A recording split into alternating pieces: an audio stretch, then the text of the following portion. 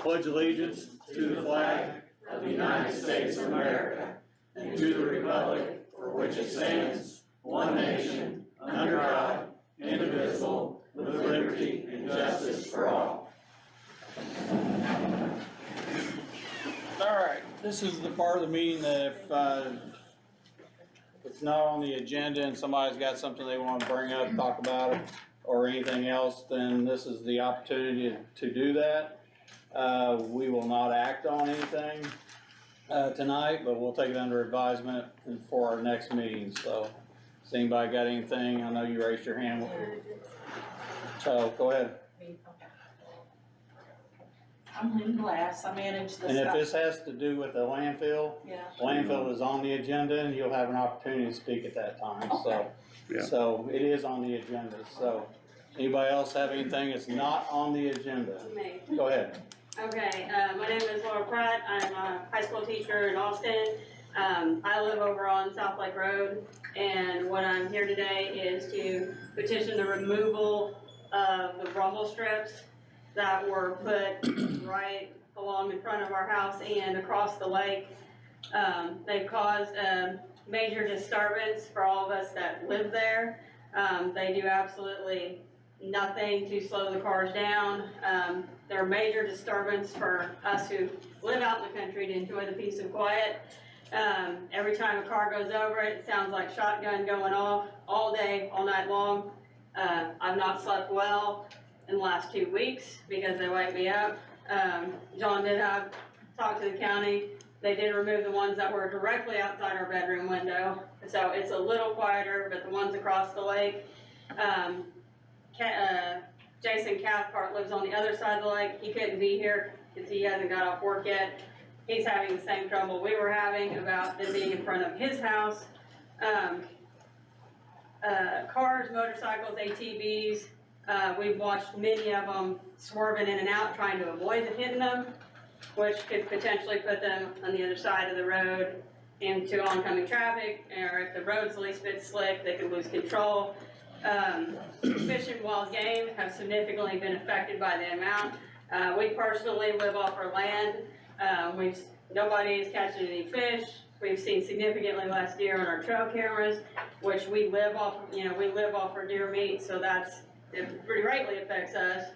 Our dogs bark constantly because of it, and personally for us, it's kind of traumatizing because last May, there was a 23-year-old kid to us that was actually shot right in front of our house. And so every time we hear that at night, it startles us awake.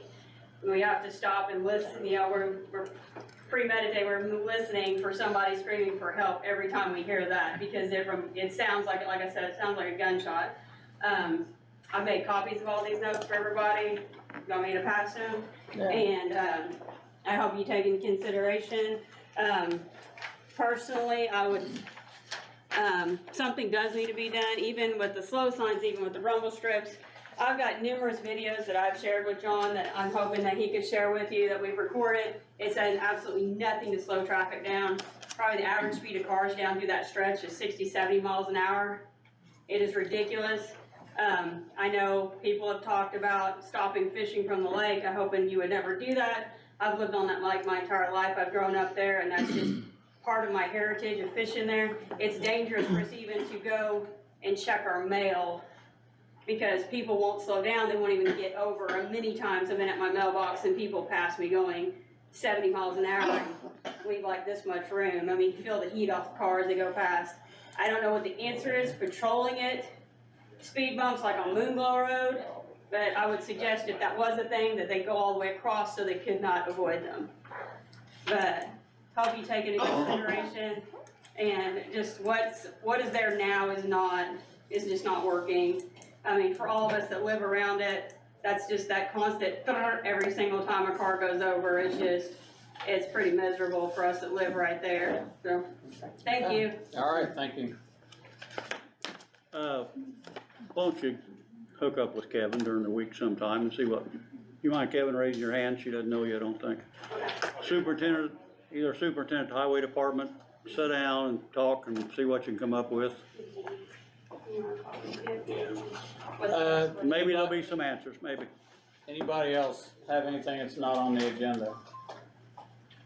Okay, at that point, we're gonna move into the agenda part, public hearing on Jeffrey Street.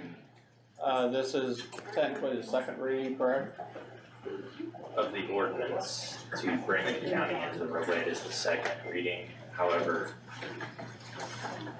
again, under the circumstances, this is the only remaining street in that subdivision that was not taken into the county at some point based on the records that we've been able to find. There was a dedication when the land was originally platted for it to be a public easement, but that was rejected, I believe, by former board of commissioners, and there was a lawsuit that ultimately the county won.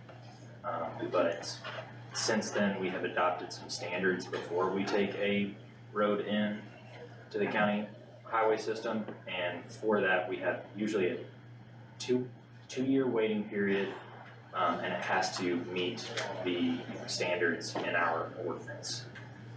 So basically, before you would do it, I just wanted to give anybody, adjacent landowners, anybody that potentially has an interest, opportunity to speak for or against, making that accepting that dedication as a public roadway.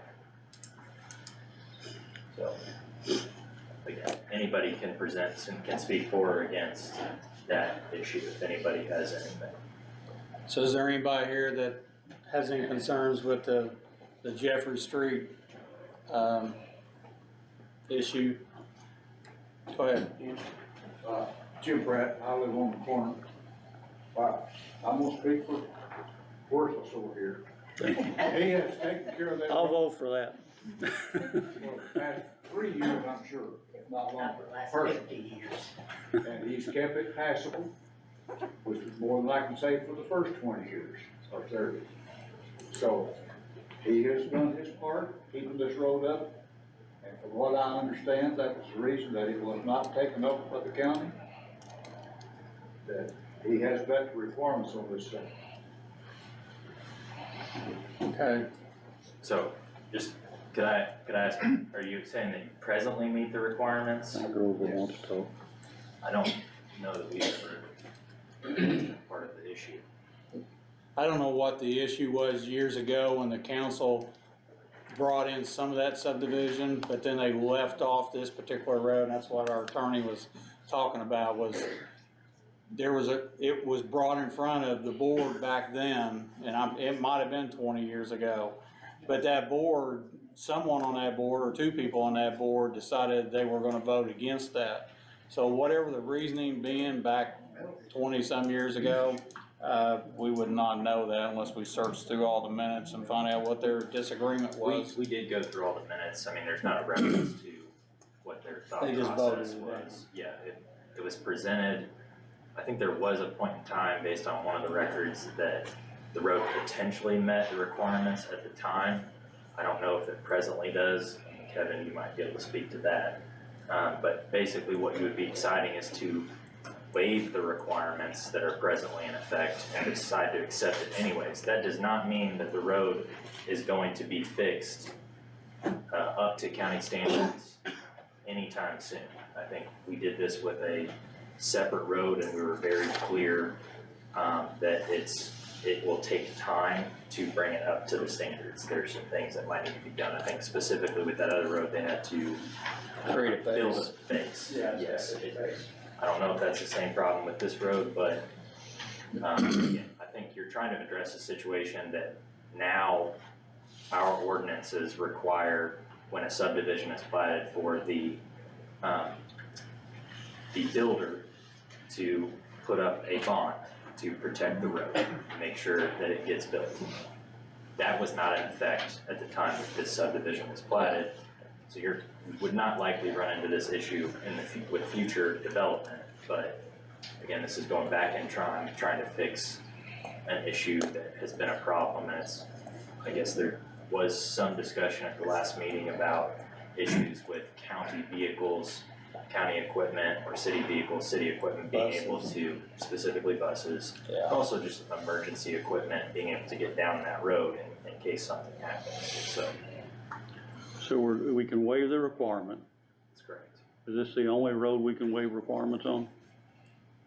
This is the only one we have right now. I know it is. I'm asking for other people. I know other people want their roads worked on. I'm asking, can we? Again, this is a specific circumstance where there's a clear intent and dedication of the roadway. I wanna make it clear, I'm for this road. I just wanna know if somebody else comes in, they want the same thing. Can we waive the requirements? It all depends That's a on, yes or a no answer. I don't think it is. Okay, you don't think it is? Okay. No. So, those are roadway requirements. The reason you might be able, you can do this in this situation is because the plat itself contains the original dedication, that the idea was that it would become a public roadway. Okay. I don't know if that's the case on any other roads, and at this point, I believe the developer is gone. So, in this circumstance, I don't know if there's somebody else who actually Okay. owns a road and is willing to dedicate it and then ask for you to pave. Okay. Can I ask a question? So where do we stand? Is the requirement's gonna be waived We're gonna vote or on are they it. not? I mean, You my talking about, position is this, that as far as I know, everybody's paying the same taxes as the people who rode over and have been for years that have city services. Snow removal, we don't get a mailbox, you don't get a school bus, and we've been paying the same taxes at the same rate We're talking for about, years. So, we're talking about waiving it. I mean, that's what I'm saying. I can't understand why it would be an issue after all this time. Well, I mean, I know what the county requirements are. That's why we're dealing with it But it tonight. wasn't done 50 years ago, and now, if somebody was against it, their issue would probably be because it's gonna cost us about $38,000 to take the road. But we're talking about waiving that, or I have been talking about waiving that, and whether or not these guys agree or not is up to them, but I'm not telling you how to vote, just think that under the circumstances, you have the option, and again, anybody who wants to speak for or against it, now is the time. I'm gonna speak. I'm Robert Stacy, and about 15 years ago, we put 4 inches of asphalt millings on the road, and the commissioners agreed to take it over. If we would do that, and we did it, we graded it, we rolled it, and then somehow it didn't get took over. Carl Stout was in there at the time, and so I don't know how long that's been. But the next street up, which I think is Melanie, isn't it? The county blacktop did. They hired us to clean the ditches and they blacktopped it. So if they could do that one, why can't they do ours? Every other roadway in that subdivision was taken in piecemeal I know, at a time. and the next one up wasn't asphalt. They asphalted it, and they paid us to clean the ditches, so I think that's why we're here tonight, what's the to difference in discuss that and the that and Jeffries? vote on it. well, Grover, I appreciate that, but like I said, there's a lot of this that's happened over the years Yeah. that subdivisions were platted out and then the developer, for whatever reason, didn't finish the road when they sold all the lots.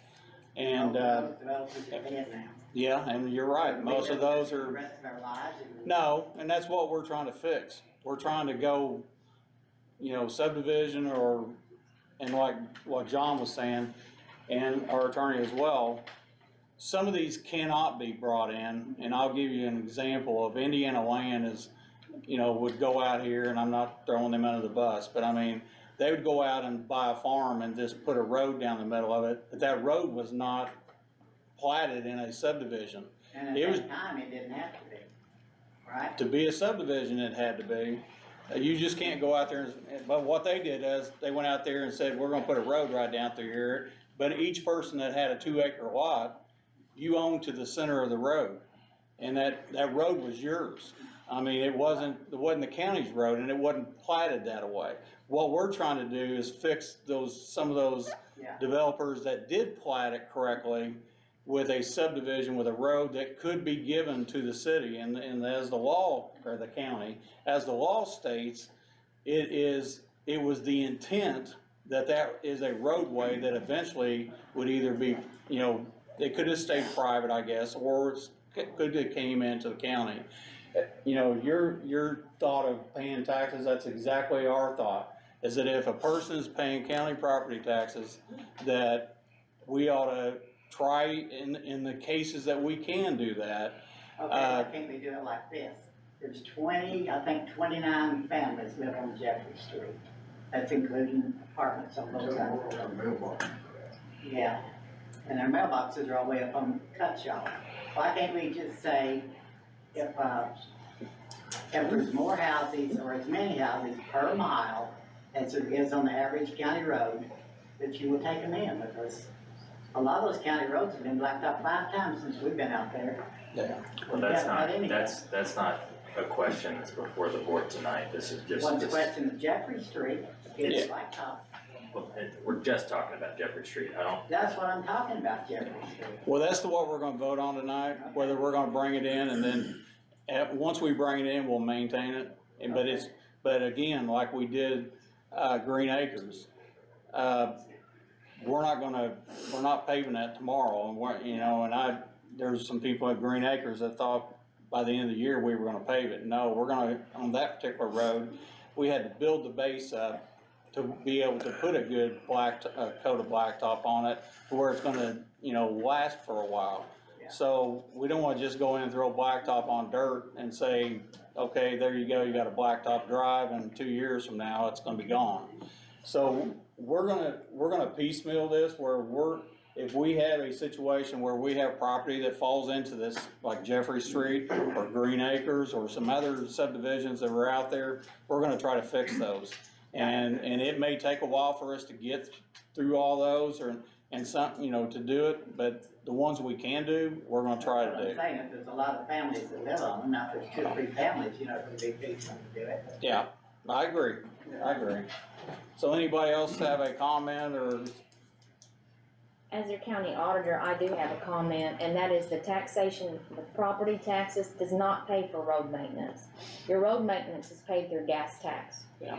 So that has nothing to do with property taxes, or how much you pay in property taxes, not a dime of that goes to road maintenance. That's all through the gas taxes that people inside and outside this county pay when they fill up at a Scott County pump. The state gets that and they reallocate it to us, and those funds are transferred to the highway department. So that's how, so the property taxes, a lot of times that's just a mistake everybody makes. They pay property taxes, oh, that keeps my road up.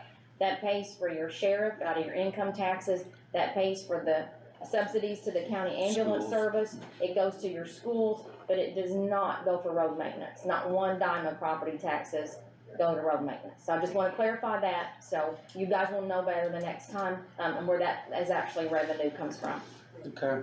If you take the road into the county, then you get a portion of that gas tax for How much it. would your property taxes be up if you had a road that you could get down? That assessment isn't based on the road in front of your house, it's based on your property's value, which again, if it's better market value, that could raise your property assessment. But then, that's another issue altogether. Okay. I'm ready to vote. All right, well, let me read the ordinance here. Well, actually, is this, that's the public hearing. I don't know that I have it. But anyway, what's before us is the ordinance, or actually, I guess it would be an ordinance that we'd be, including or bringing Jeffrey Street into the county's, list of roads that would be, maintained by the county. So, I'll entertain a motion to accept, Jeffrey Street. well, I'll close the public hearing first. Okay. So is there anybody else that would like to speak on the Jeffrey Street issue? I'll entertain a motion to close the hearing. I'll make a motion to close the hearing. I'll second that. Randy seconds that, and I'll make that unanimous. Now I'll accept a motion to accept, Ask you to table it for now, and we can take it up towards the end of the meeting. I need to get a copy of the ordinance okay, printed. all right. I guess I'll entertain a motion to table it till the end of the meeting so that we can, pull the ordinance numbers so that we have a correct number to put on the ordinance, so. I don't, yeah, sure. John made a motion, Randy, I second that. second, I'll make that unanimous. You think it'll be all the way at the end of the meeting, or can we, hate to see all these people sit around, and if we can move it up As a little soon bit. as I can get it, I will. Okay, Yep. all right.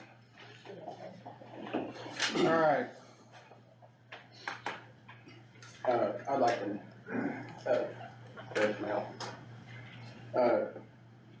Judge Melton, would you mind if I made the agenda to go ahead and go to the transfer station first? Cause all these people are in here for the. Yeah, that's fine. I had something that I was trying to make for the Veterans Court graduation in New Albany, but I'm not gonna make it. So that, please go ahead. Sounds good. so you're making a motion. Thank you for Yes, that. yep. You're making a motion to amend the agenda. Yeah, to talk about the transfer station. Randy makes a motion to amend the agenda to move, the transfer station in front of the architects. John?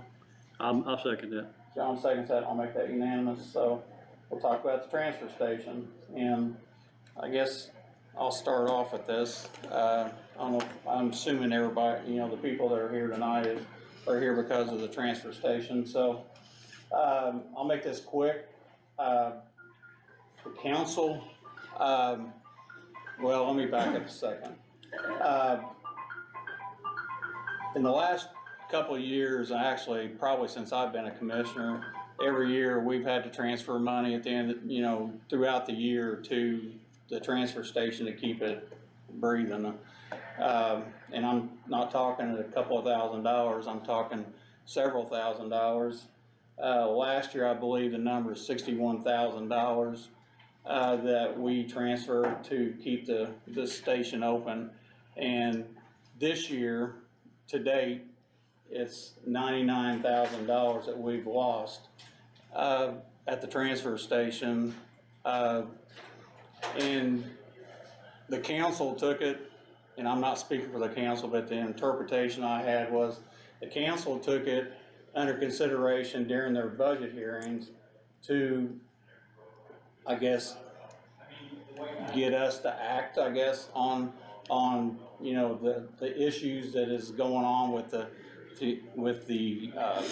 landfill, of why we're losing money, and I will say this, and I'm not throwing either municipality under the bus, but the city of Austin used to bring their trash to the landfill, and so did Scottsburg City used to bring their trash to the landfill. Well, both the city of Scottsburg took theirs over and started doing their own, and then they brought in the city of Austin to drop their trash at Scottsburg. So our landfill is not receiving that revenue from either cities. So that's probably one of the biggest loss of revenue that I think we could see. But I just want to say that I think the council's interpretation is that they didn't fund it or put it on a line item, but it's not that it's not funded. It's that I think their intention is to get us to do something to either shore it up or do something to figure out how we can, shut the flood of money that we're spending there. So, I know there's a lot of people here want to say something, but I'm going to ask you to wait, because my intentions are, this is going to be a county-wide decision, or I guess a county-wide input of a decision. My intentions, and this is just me talking, these two guys will say whatever they're going to say in a few minutes, but my intentions are to have a hearing in Scottsburg at possibly the school, to where everybody that has a issue, pro or con, can come and speak. We are also, my intentions would be to have people that are familiar with landfills to be there, people that are in that type of business that could tell us, here's the cost of this, here's the cost of that, so that everybody, including the three commissioners, would be educated enough to make a solid decision. So I would ask that, again, this is me, haven't discussed it with these guys, so I'd like to have a meeting, in Scottsburg school system, depending on how many people's gonna show up. Same thing, I'd like to go to Austin, have the same thing at Austin with, in the school system to where it's a public hearing, people can come talk, pro, con, listen to the facts of what it's costing, what we're losing, and actually options to keep it open, close it, or an option to do something different with our trash. So I'm gonna open it up to John or Randy and let them say what they're gonna say, but I would ask that we hold off on our comments until we have those hearings. If somebody wants to say something, I'll be more than happy to listen, but we don't have all the answers, and we do know what it's costing. We do know what we're losing. So, John, you wanna say something? I think we got the money and resources to keep it open. We may have to make some adjustments.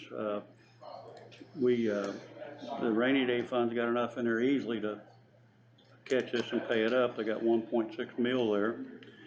And the ARPA, I've addressed this before, that I think we need to fix the compactor and the hopper, and we've still got about 2.3 million there to do that with. We looked at the possibility, is there anything in a lit tax? I don't think there is. Maybe Tammy could tell you different, but I don't think there's anything we could use there. I agree with Randy on the scales. We may have to pay a little something on that. I think we need a set of scales. I don't think we're really addressing the recycling business. We take, and Court can correct me if I'm wrong here, but I think we take tires, refrigerants, and TVs. The city doesn't. So I mean, I think we're talking about the possibility of moving the city, is why I mentioned the city. We pick up a lot of trash out in the county now where people are throwing out on the side of the roads. I don't know how that would work, but our highway department picks that up regularly, and they dump that. There's no extra fee for that. I don't know if there would be at the city or not. 75 cent. I think there's always this confusion on the off sites, the drop sites. That 75 cent trash bag or sticker we pays for the drop sites. It's not catching up the landfill. We're like 70-something thousand behind there. Is that correct? So my plan would be to move 70, whatever that amount is, from the rainy day fund over to pay for that. Use the ARP to pay for everything from the hopper to the compactor to the scales. And if we need to raise our fees on the stickers, I'm willing to do that, because my understanding is we're $16,000 short there too. Is that pretty close? And the 70, if we went to the dollar that Scottsburg does, that would make it pretty close. Is that correct? We'd be pretty close to paying it. And if some people think it ought to be more, whatever, I think we got to look at it. The other problem I got was nothing against taking it all over the county. Chances are I won't be here. I won't have a vote on it. And I think I want to vote on this. If we have 2 or 3 meetings, it'll be the first year, and my opponent, Greg, will be here. And he may have a different opinion I do. So this is happening under our watch. I want to vote on it. Randy? I agree with most of what John is saying. I believe the transfer station can be, with just some simple management skills and put some things in place, I believe the transfer station can remain open. I don't think it was ever set up to run like a business. And, it's hard for governments to run like businesses, but in a situation like that, it has to run like a business. It's not fair. What I will say is it's not fair to keep it on the tax roll. And I say that because there is a lot of people who do not use the transfer station.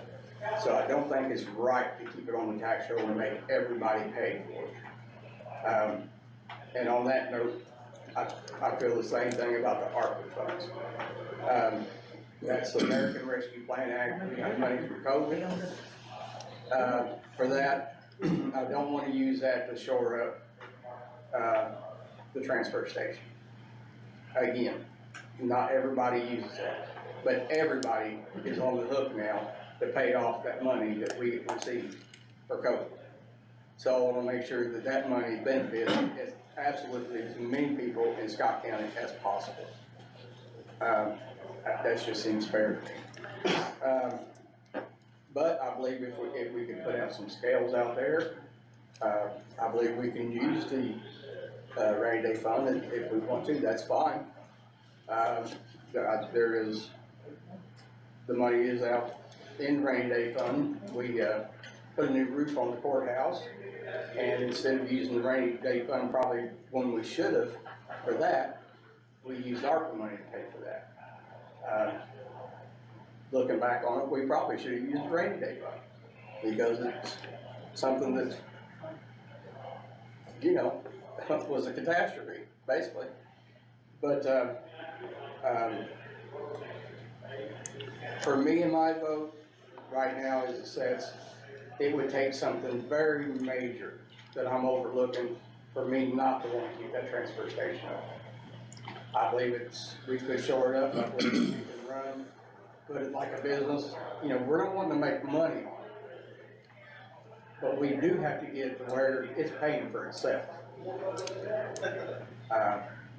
That's all I've got. Well, I would like to say that, even if we use the rainy day fund, that's a public money too, and that's paying for a landfill, just the same as ARP money is. I think we've gotta use this money or we're not gonna have it. There's no other money available unless we wanna raise people's rates and taxes somehow or other, and I think that's a worst option. I think our options are simple: rainy day fund, ARP, you know, and use what we gotta get to get it operating correctly. Like I said, we take tires, refrigerants, TVs. If we move to Scottsburg, they don't do that. Maybe they'll change and start doing it, but they don't do it now. I do think, we do have people from out of the county comes in sometimes. Maybe there should be a special rate for that. I'm not really sure, because in my conversations, those people still have to have their stickers and pay the fees. Is that correct? Yes. So I don't know if it's a loss for us, but it might be a nuisance. Maybe there should be some rate adjustments down there. We adjusted the rates here not too long ago, I think, didn't we? A little bit, but anyway, I'm sorry? It's been before 2010. Okay, all right, but I mean, there are obviously some things we need to look at raising the rates. My concern of it is if we wait, if there's no money in there January 1,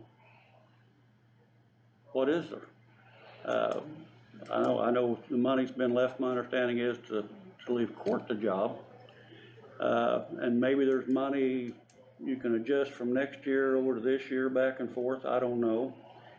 But January 1, if we don't do something, there's no funds for the transfer station. So I don't wanna wait. I'd vote tonight if we could. But I think we just got things out there. I think the recycling out there is an important part of it. There is some, we've talked about this, I've been open about this too.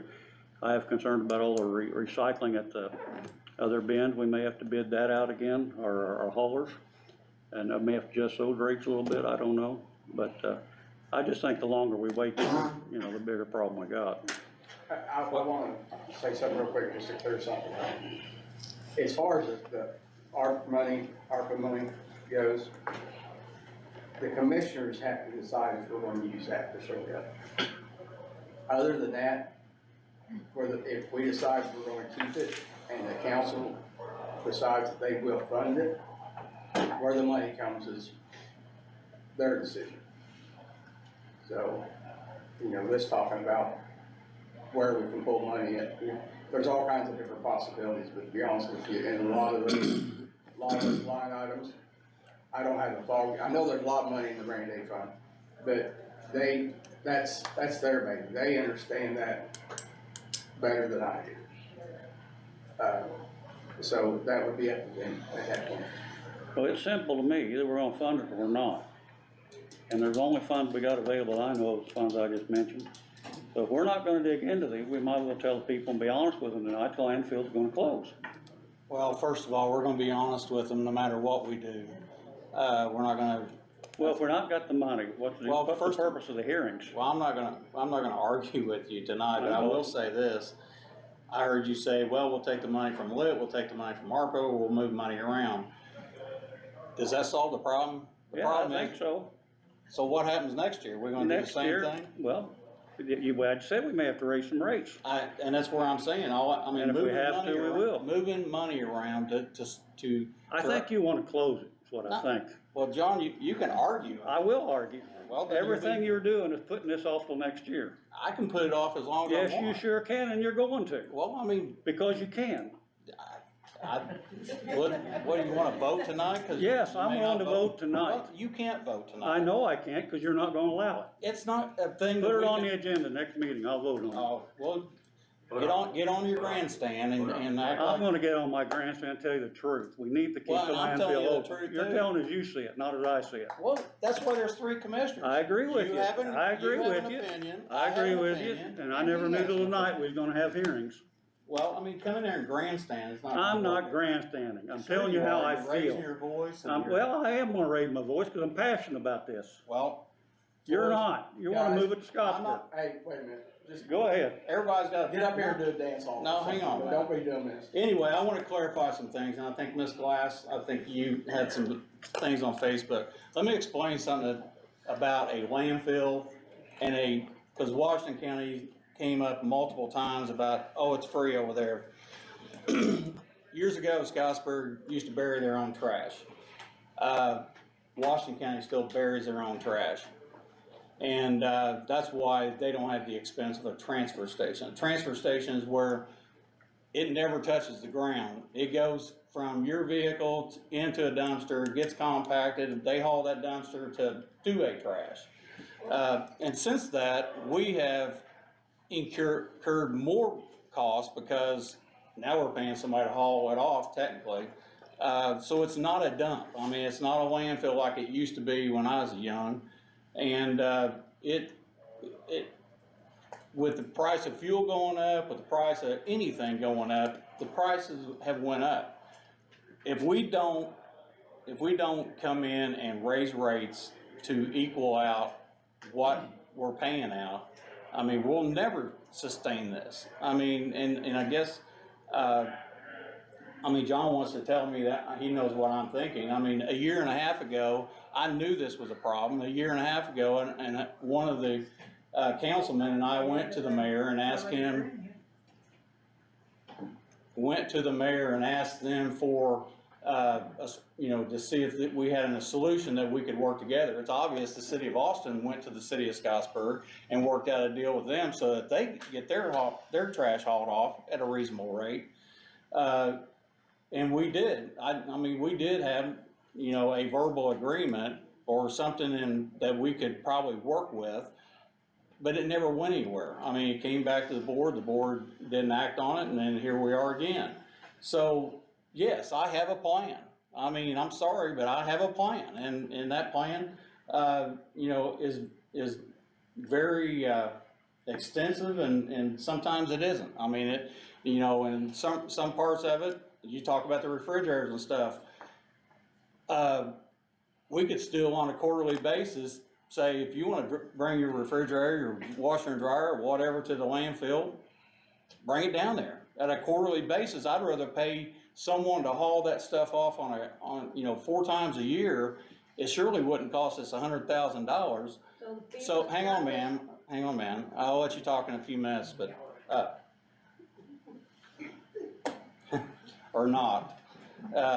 But anyway, there are plans out there. John has a plan, Randy has a plan, I'm sure, and I'm gonna say the same plan I have, but I'm open to listening to anyone that wants to bring another plan or whatever your idea is. If it will work, that's fine, but I don't think anybody in this room would lose $100,000 every year just to say, we got a landfill. I mean, so the rate's gonna have to change. Sasco bags, stickers need to change. I mean, we just can't continue to do, the same thing we're doing and getting the same results. So, I will let, Some people talk, they wanna talk for a few minutes, but I'm not gonna go all night, so, again, we will have a hearing, if these guys agree as well, have a hearing in Scottsburg, have a hearing in Austin, and let anybody wanna talk, as long as they wanna talk, and bring as many, suggestions, to us, then that's fine. So, ma'am, go ahead, I wanna hear what you gotta say. Yeah, for that, you're saying that order time, bringing a fridge, holding a fridge, so us that wants to get rid of a fridge, gotta hold it till you all decide. That's not what I said. I said we would haul it off every quarter. You could still bring it to the landfill and set it there, and we would haul it off every quarter when we had a group or a bigger, instead of just taking a refrigerator when we have a refrigerator. So, no, you can bring it to the landfill, we'll haul it off. I'm sure that expense will be a lot less than what we're paying now, so, go ahead. If we went that way. I'm just saying, there's a lot of options out Well, here. you're still gonna have to have it there, open, that gate open, people go in there, take them there. The gate's gonna be open anyway, cause what is it, Sound like you SERD? wanna close it either way. What? Sound like to me, you're just for closing it. Well, if you're gonna argue with me, then I I guess, ain't arguing, I'm just saying. I'm The not, way you're talking, I'm not you gonna wanna lose, I'm close not gonna lose $100,000 every year either. So I'm not. So we either raise the rates where, I have no problem raising the rates. well, I'm I paying a hope, little more for bags. but that's fine, but that's options out here, and I didn't say I was closing the landfill. I have options, and these guys have options too, so, Court, go ahead. I just got a quick question. One thing where we lose the transfer station is, I'll say I'm paying, the transfer station is paying for the pickup bags. When he brings that trash truck out and dumps it, the transfer station's paying for that to be hauled off, and it's not coming off the sticker price. You see what I'm saying? So every You're time. talking about when Todd dumps? And when he dumps 2 or 3 times a week, that's not making the transfer station numbers look good. I'm not sure you can, I'm not sure you can make $100,000 up on prices. I'm just not sure you can do that. I'm not sure you can raise the prices high enough to. Well, I asked Tammy to run a number for me to see how many transactions we were having, and this is an estimate, but she estimated somewhere in the 2,100 a year transactions out there. We have no idea what it used to be back in the day, I don't know, but, so 2,100 people, or I won't say people, but 2,100 transactions per year is what's going in the landfill, so, we need to figure out, again, it's a rate thing. Scottsburg can do it. They've got the same stuff. They don't have scales. Scottsburg can do it. We should be able to do it. I But agree with you. I think the transfer station's paying for the sticker trash and not getting any credit for it. I think that's part of the loss, the major loss, which, it's not a correction, because you're just gonna move it over to your sticker loss. But I'm paying to get rid of Todd's trash. And that's one thing we discussed is that if the remote, let's pretend there are 2 different programs. One's funded through the general fund, your taxes, your property taxes. And the other one is a home rule fund, which is the stickers the cost of the stickers supposed to, offset the cost of the service that we have for the remote sites to be able to take trash and not have to drive and have that service. So I know what you're saying, because then that trash ends up and it's part of the Ecotech haul-off charge. Yeah. If the transfer station disappeared and the remote program remained, that sticker would have to cover the dump fee, wherever that's at. I agree. In the negative. But that sticker, Yeah. again, user fee-based program, the sticker would have to be raised enough to offset the dump fee that would be created by that. Yeah. But again, trash as a whole is a county service right now, so it's kind of moot one way or the other, but I know what you're saying. When you look at the transfer station numbers, part of that belongs to the remote site.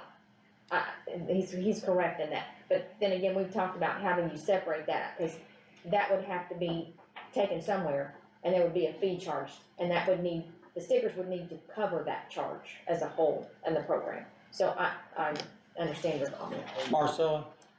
What kind of records do you have on the landfill that shows how many people use the landfill? It's receipted, There's receipts. It's not. Now, I've lived here all my life in Scott County.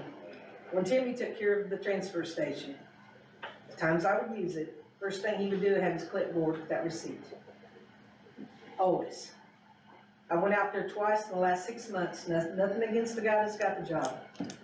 The receipt wasn't even mentioned, period. Do you have Sasko bags? No.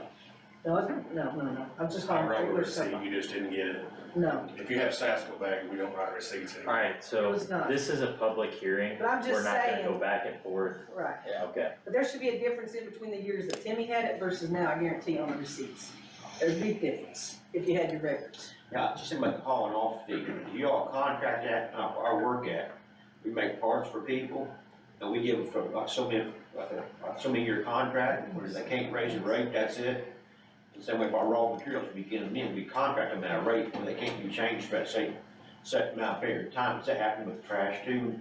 Your people hauling it off, you get a set rate for a set amount of time, they can't raise it as a contract. We were, under a contract, and that contract's no longer good, and we are shopping to see if we can get a cheaper rate now. But I believe it was an MOU set up right with them. We had an agreement with, Ecotech, which is the hauler now, and it's basically a 4-year term that, my memory, if I'm going by memory, and it auto renews yearly over a period of 4 years.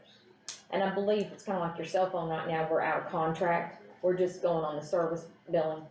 Okay, so, and of course Zach, I would definitely defer to him to make sure that's truly what's going on with the contract, because I don't think Ecotech has appeared before us in the last 4 years to get that 4-year re-up on that. So I think we're just using them just like you would if you're out of cell phone contract. Cause we're looking Yeah, for and you, and that, other- and then you guys gave me permission to work with Seared, and we're just ready and waiting on whatever happens here in the next few weeks to whether we do a notice to bidders or not on the service. But we're letting that group prepare the notice to bidders. Correct. Yes. Yes, Okay. yes, and that is done free of charge to the county, okay, that is free for us through CERT. Okay, so anybody else? Yeah, I just had about a 3-4 minute statement that I made. I'm Lynn Glass, I'm the manager at the reuse center at the transfer station. And I was gonna say that I think I speak for a lot, or most of the people out in the county who depend on the transfer station. It's your one-stop shopping, you get your freebies at the reuse center, do all your recycling at the recycling center, and dump off your trash at the dump. It's a big area and there's room for all this, and you can't beat it for convenience. I do feel that there are numerous ways to increase transfer station proceeds, including one, weighing trash as it comes in. The person's picking up and transporting the trash away, weigh the trash, I've been told, and charge us accordingly, so we need to weigh it coming in or we'll keep losing money this way. 2, charge more out-of-county people coming in to dump their trash. We've noticed that a big percentage of the trucks, especially coming in on Saturday to dump, are out of county. I believe we're supposed to charge, I think we charged those 1.5%, is that, okay. Well, I suggest we charge them double or even triple, because it's easier to figure it in your head and it would create more income. And the reason the out-of-county people come here is because it's a fraction of the cost to dump here versus other counties. And I'd also suggest 3, rope off one side and fill up one side of the hoppers at a time to prevent people from sneaking onto the other side and dumping without paying while the worker is busy with someone else on the opposite side. He can't be in 2 places at once, I don't think, can you? 4, begin, if possible, accepting credit cards with a small processing fee, if possible. And then the results of closing the transfer station, I feel like not only would there be more dumping along the roads, but more importantly, and toxic, people burning their household trash, which includes plastics, toxic waste products, etc. It is illegal, but people do it, and many, many more will do it if the dump is not available. I've heard numerous people say that they'll start burning their trash if the dump closes, or if the transfer station. I still call it the dump. I apologize for that. This burning of household trash releases CO2, sulfur dioxide, VOCs, and other very toxic pollutants into our air, increases chance for lung cancer, et cetera, et cetera. Lastly, what is the alternative to the transfer station? I believe one of the commissioners suggested paying the city to do the job of the transfer station. I believe this or other options may seem cheaper at first, but that rates will quickly rise after they or whoever gets this contract. And has anyone seen the station by the middle school? Small, very narrow road and crowded with traffic. It's by the middle school. You're gonna have a lot more traffic when they have games, so forth. It's gonna be packed down there. This area can never hold a massive amount of tonnage of trash that we get weekly at the transfer station. And there's enough space, and there just isn't enough space in the station by the middle school for the traffic or the trash. Thank you all for hearing me out. Thank you. Tim will talk. Tim? Yeah, along with that, I think there's a few things you could do is, like, have people come in and get permits, especially the, contractors and stuff that bring the most tonnage in here in the summertime and when they rebuild their houses and stuff. And, being able to figure out who's from out of county and who ain't, well, for a contractor, make them buy a permit, you know, a couple hundred, 300, 500 a year, whatever. And just let them bring so many loads. Well, then, another thing is, we might look at other avenues of, new, different ways of doing this stuff anymore. We need to go look at that stuff and, you know, in the future, it's something that's gonna be here. I mean, and you said that we couldn't afford it, which we probably can't afford it. But can we afford to have it all out on the roads in Scott County? I mean, some people don't pay for the taxes maybe, but they still live here. And they'll still pay for the cleanup of the roads, and they'll still pay for the toxins in the air when people start burning, and they will start burning the trash, I promise. Because I don't understand why they even put that down at Scotts Road and started with it. It's right down there. I got a little kid that lives a block away from that place. And, you know, it's just a bunch of junk there. They shouldn't have been allowed to put there to start with. That's another issue. That stuff needs to be Don't they moved have one out. in Lexington? That's a different issue. Those are The satellites. cities has that in towns and stuff. You know where they put them at? They put them in the lowest, the most, lowest people, like, Lowest population. no. Forest. Forest. That's where they put them at. Yep. Which they ain't got no option, because they don't have anywhere to put it at. We got that out there and it's away from everybody. It's an ideal spot, you can't do anything else with that land. No reason. There's gotta be a way to work around this. I use it myself. I mean, Everybody out there uses I've everybody. been working for 40 years to be able to not have a dump to go to. Well, you know, I use roads. I do not use transfer station. But, Some people and can't this is afford going to upset some people when I say this, but I don't feel like I was elected to shut the lights off. I feel like I was elected to manage it. And I think that this is something that a lot of people wants open and wants to use. I don't want it on the tax roll. I will do everything I can to keep it off the tax roll. But like I said, it will have to be something catastrophic. Showing me something catastrophic for me to vote for it to be closed. I mean, you guys know I don't have to work anymore. So, I know it's a battle between the big companies and stuff, but we gotta get smarter and we gotta put more work into it. Nobody wants to do any work on it. John is the one that's tried to do all the work on it. And, thank you for that, John, please. Thank you, Tim. And another question I got, I know the president, vice president, that don't all the commissioners have the same amount of power. That's correct. That's right. Well, it don't seem like it's me. What do you see that it's not? What do you see that's not, Tim? I'm done. I guess say what you want. And I will clarify that, every commissioner here has the same power. If John wants to bring it to a vote, if he doesn't get the motion, then it doesn't. So, but we, you know, but anyway, everybody's got the same power. Denny, you raise your hand. It seems to me like the transfer station is a service for the county residents. It's not a profit center for the county. It's, you know, my dump is open for people to come out to 24 hours a day free of charge, and they do. Every one of my fields has got places where people dump trash in it, and somebody has to pick it up. It's usually me, unless if I'm lucky enough they've left a name in it, I can get them to come out and pick it up. But if I don't find a name, I've got to pick it up, and then I've got the cost of taking care of that. And every farmer in Scott County is the same, whether they use the dump or not, they've got that expense.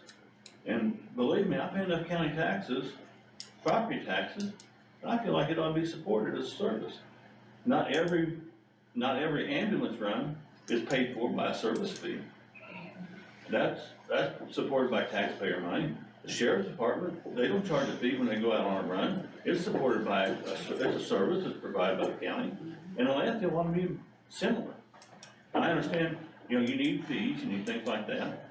But, you know, $100,000 to keep it as a service open for the county, I don't think is that much of a cost. That's what we lost. That's not what we put into it. And I want to say something, I disagree with you. And, I do believe we need to keep the transfer station on. But we can't keep it on the taxpayers' dime. This county's getting poorer every year, and it's because of inflation. Just like, you know, it's costing you double this year to go anywhere you wanna go. It's costing you double. Anytime you're going to eat, you go to the grocery store, it's costing you double. The same thing goes on in this county. Everything is rising in price, and we do not wanna raise taxes. So that means we have to keep taxes absolutely as low as possible. And the transfer station, again, not everybody is using it. I wanna keep it open, absolutely. But do I wanna make everybody pay for it? No, I don't. I got a question. We got these other cities that are getting services that we don't get, we're still paying for them, like Scottsburg, Austin, if you live in the country, you're still paying for the services they get in town. I'm sorry, I missed your My point was, you know, you said about not everybody's paying, but well, people in the city, towns are getting things that people in the country don't get, but our taxes are still paying for them. But you don't pay city taxes either. They pay a city tax as well as a county tax. Where you only pay, cause you live in the county, you only pay a county tax, you don't pay a city tax. So, I will say one last thing here and then we'll move on, cause this is going to be, a long conversation and it's not gonna end tonight, so. The one thing that I will say is that, there are other counties that that I'm gonna say that aren't in the trash business. And, we are one that actually is. So just, everybody doesn't have that service. I mean, cause I have conversations with other commissioners in other counties and when we talk about trash, they're like, we're not in the trash business. So and again, they're making that stance that they'll let your other contractors, you know, put a dumpster on their property, do whatever they do to haul their trash, but I'm not, and I will clarify one last thing before we move on, is that is that I'm not sitting here tonight saying I'm closing the landfill. I've never said that. I don't wanna lose $100,000 or more. It's technically more because that's what money we've thrown into it, and on top of what we've already put into it, we've lost $100,000, so I'll let you say the last word. So I see a lot of county license plates saying 39 up there, coming in the fair, they've got 39 county plates on them. So they're coming from other counties down here. Well, I think we need a higher rate for them. I will agree, and that's part of the options that we're gonna have to look at. Can we raise the rates high enough to not lose as much money as we're losing today, and still have people that will entertain the landfill? Because if we raise the rates so high that you can't afford or don't wanna pay, to go out there, then it's gonna close anyway. So, because we just need to come to a happy medium. Can I say something real quick? Yep. I had a guy come out of Louisville the other day, because we're the only place open on Saturday. The city's not open on Saturday, and nobody's open on Saturday. So Saturday's definitely a big service that we do. He did pay 1.5 times. Just to kind of cut in here, I don't believe that you can charge different rates based on where people come from. We are right now. We have for years. There's an out-of-county rate, so, all right, well, we'll move on here. We're gonna move, oops.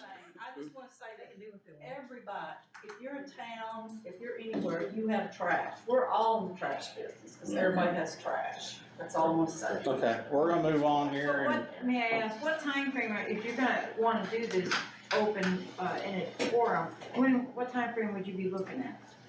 Actually, I don't have a problem doing I it. agree with John, but I don't wanna wait till January 1st for this to come up. Well, actually, let me explain something again. The landfill's not gonna close on January 1. So the council didn't put it on a line item for that. They took it off the line item so that we would have to do something. We will keep it open until we come up with a decision of what we're gonna do, whether it's rate increases, whether it's whatever the other multiple options that we can do. But, January 1 is not a drop dead.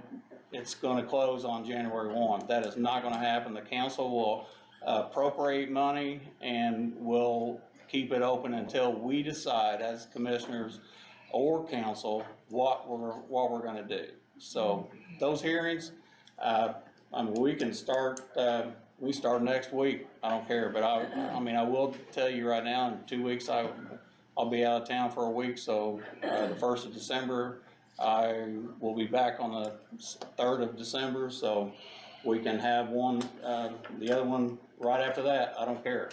But I'm not gonna drag it out, till whenever, but we'll have those right away. May I ask, I just saw on the paper about this new company, steel company coming into Scottsburg. With their building and everything like that, that's gonna bring the garbage, of course. Does that garbage go to City of Scottsburg? Normally, Or do they provide their own? normally when factories, have trash, they contract it with, whether it's Rumpke or Estes or whoever. So, Is there a published version of the budget showing what the expenditures were? that would have to, For what, 2023, or, for this past year? Because that's when it's saying that the money was lost. That's available if you want to come to the auditor's counter, write a request out, we can give that to you. Okay, thank you. all right. I appreciate everybody's comments. Again, we're here to try to find a solution, to keep the service or not keep the service or whatever that options are gonna be, so. All right, going backwards, and we'll hurry this up so we can move along to the judge. In reference to ordinance number 2022 is that OR? OR. Okay, OR-012. Before the county commissioners of Scott County, this ordinance accepting Jeffrey Street in the Ritchie subdivision into the county road inventory. and I guess I'll just read it real quick. Whereas pursuant to IC code 36-2-2-2, the 3 members of the Board of Commissioners elected under the same chapter is the elected officials in the capacity as such, and the board may transact business on behalf of the county. Whereas pursuant to IC code 36-2-3-4-54B, subset 6, the county executive is entrusted to authority and obligated to supervise the care of the custody of all county property, including real and other property such as county road inventory. Whereas the Board of Commissioners, following review of the county records related to the platted subdivision known as Ritchie subdivision, has determined to accept Jeffrey Street into the Scott County Road Inventory. Whereas the county has previously adopted a process for road adoptions, which include the following: a petition for adoption, a bond or good faith deposit, road conditions to meet the county specifications maintained for a period of 2 years, inspection at the end of the 2-year period, and 5, followed by the consideration of final action by the Board of Commissioners to accept with conditions or deny the petition.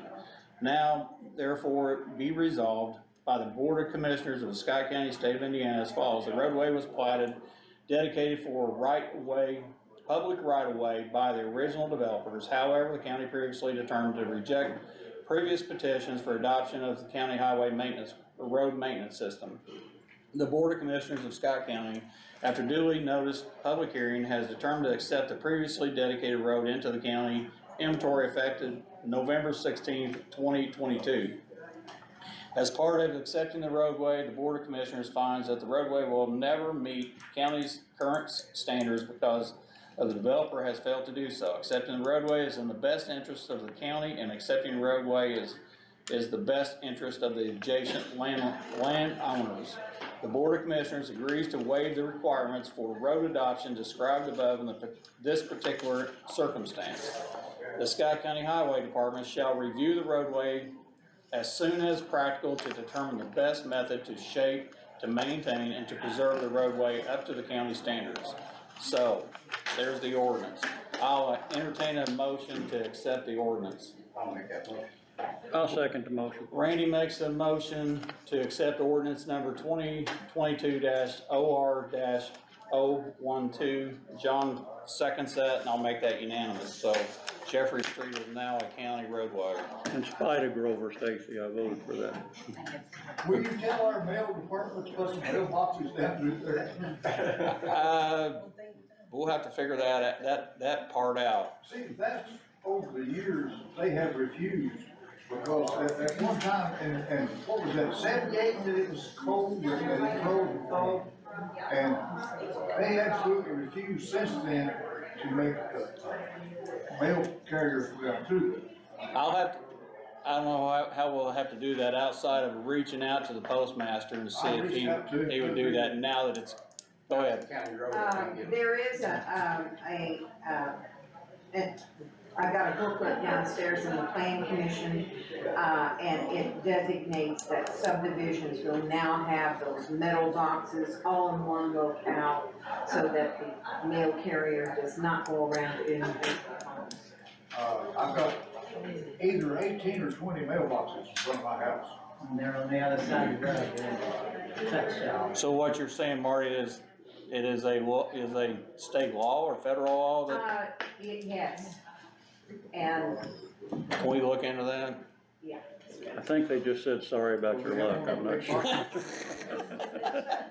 know what I'm talking Yeah, about, there's those one mailboxes, over because we Main have Street them out and here. something down there. Yeah, they just simply refuse. That's your federal government at work. Yeah. All right, I'll be more than happy to give you a copy of that if you want to stop by tomorrow. Judge Mount, Thank you. I'm sorry for the delay. No, it's fine, and I'm not. It's all right, except for him. You can tell them. He wears pink, I mean, coral or. Hey, no, that's all right, I'm not more important than the other folks we have here, and I was trying to make it to the Veterans Court graduation at 6:30, but I knew that was probably a long shot anyway, so we're good.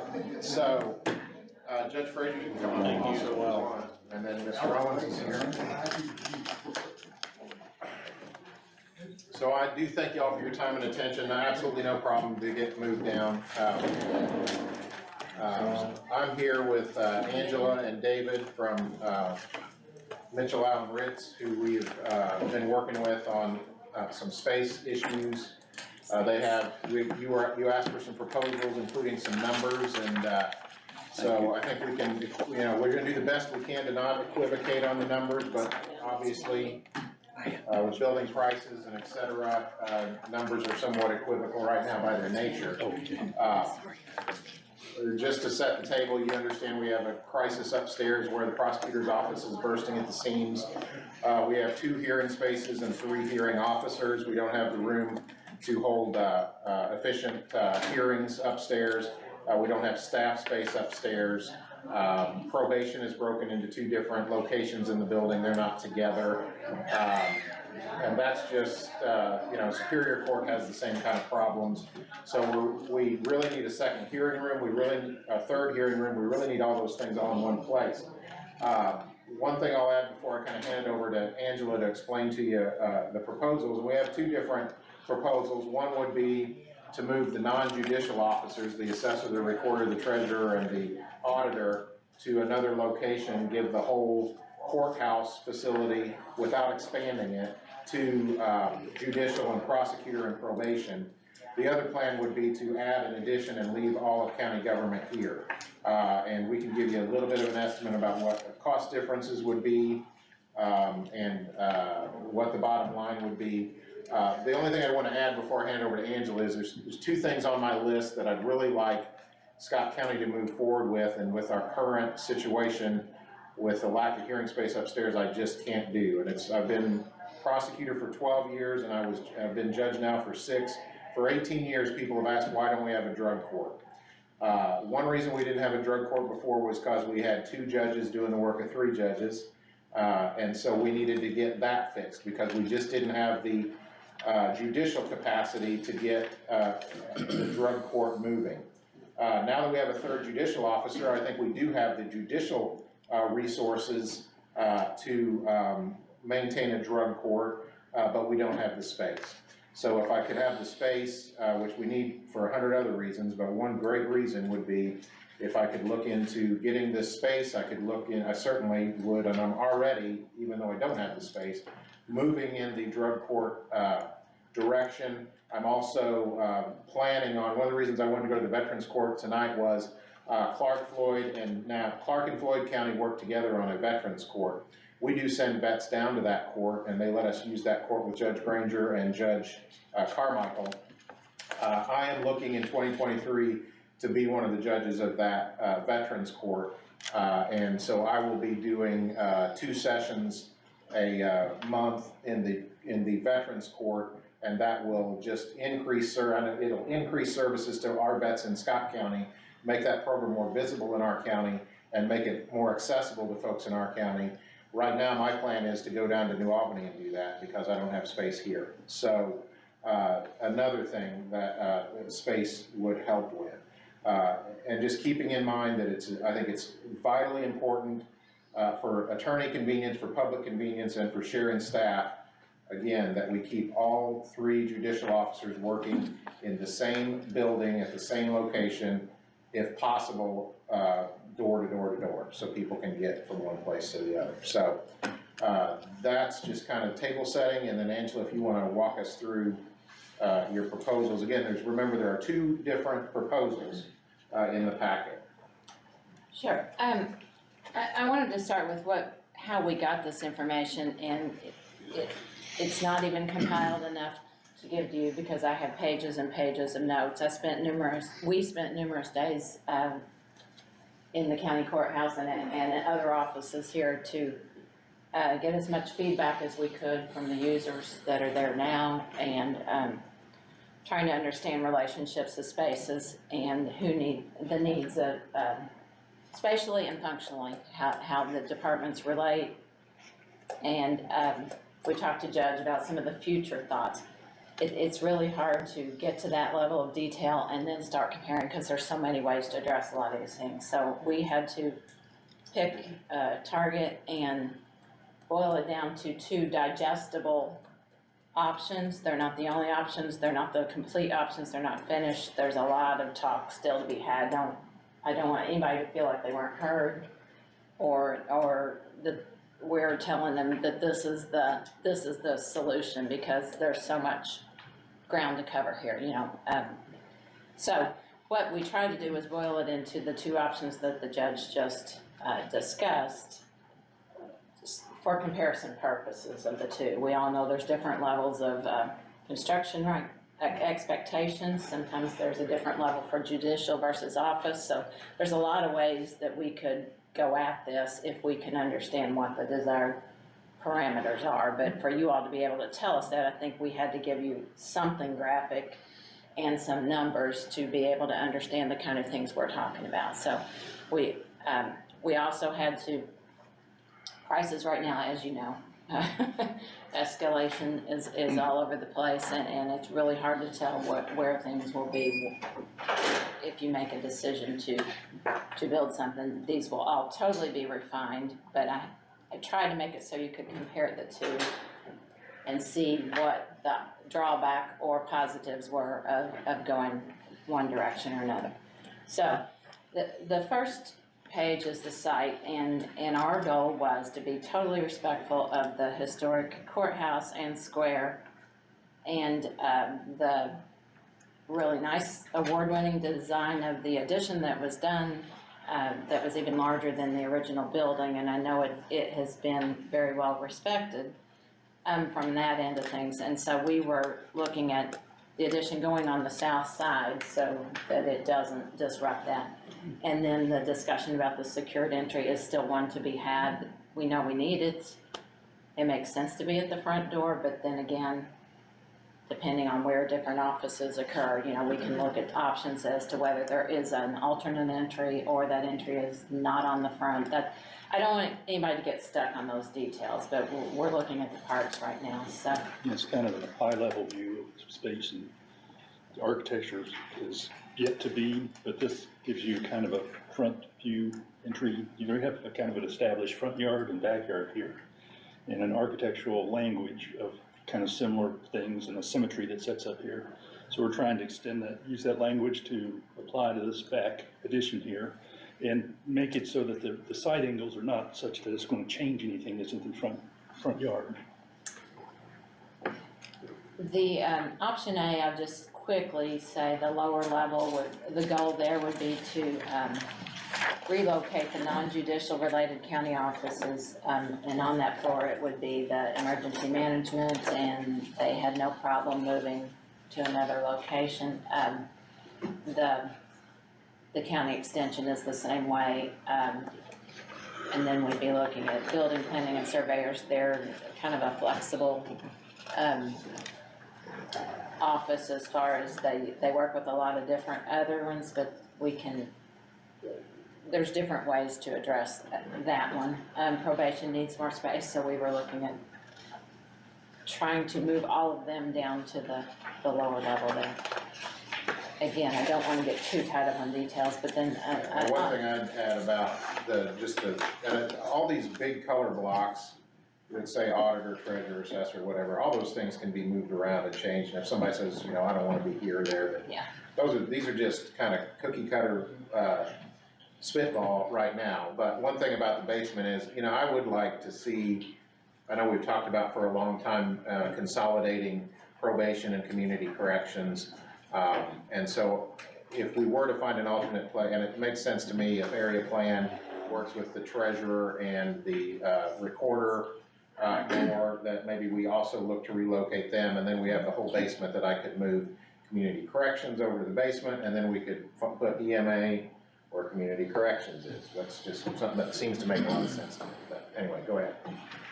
Okay, and then the concept here was to move the prosecutor down to the first floor to open up space on the judicial floor, to improve the county council and commissioners meeting spaces and service areas. I didn't get the opportunity to talk to any of you directly.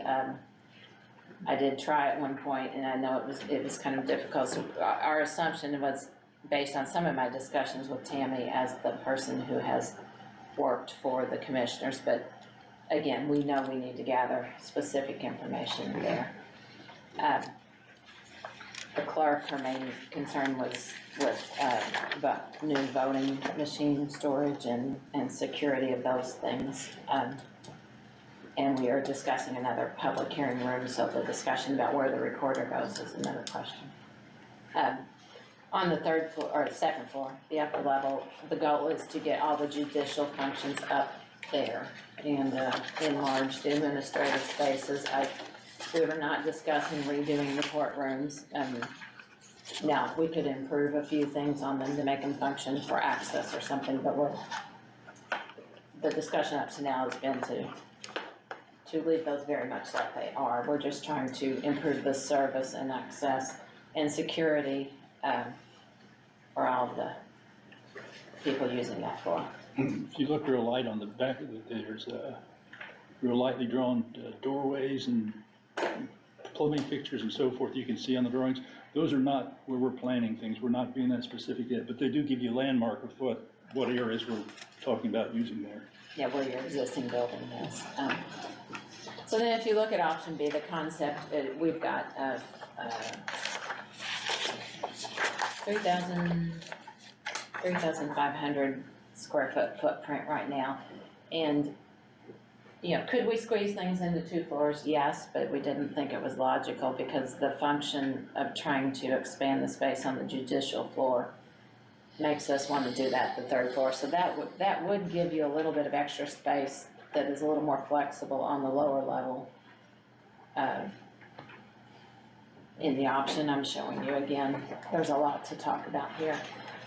It was discussed that maybe a commissioners council meeting could move into a new addition and have its own entry that could be dealt with for these after hours meetings, and that way the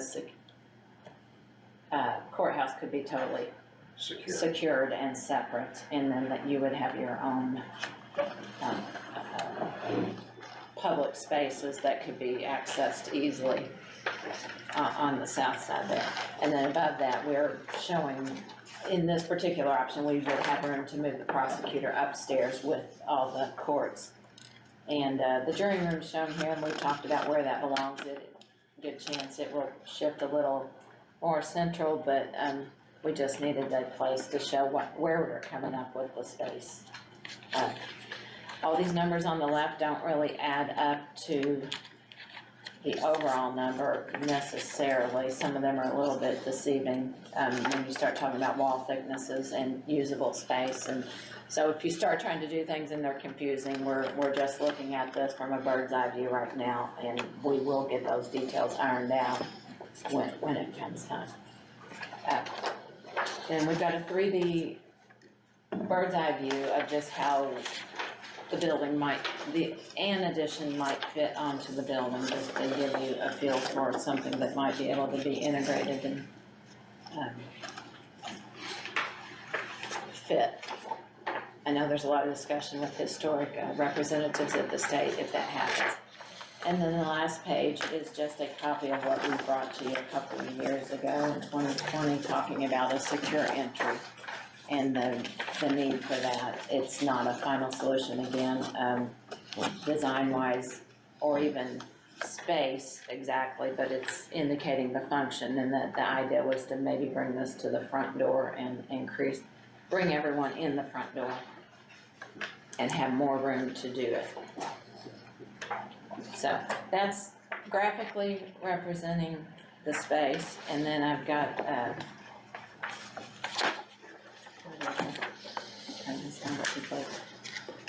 I've got 2 preliminary comparable price. I've only got. Here's an extra. Okay. I got an interview. Okay, let me just look at yours for reference. Or I've got my A&D right here. Tammy, I will give you one here when we get done. There, take it. So option A is all the things I just said, and if you start looking at that, I'm not going to just go through and read all these numbers, but I'll tell you, based on information that we've looked at other courthouses, county offices, and things are all over the board right now.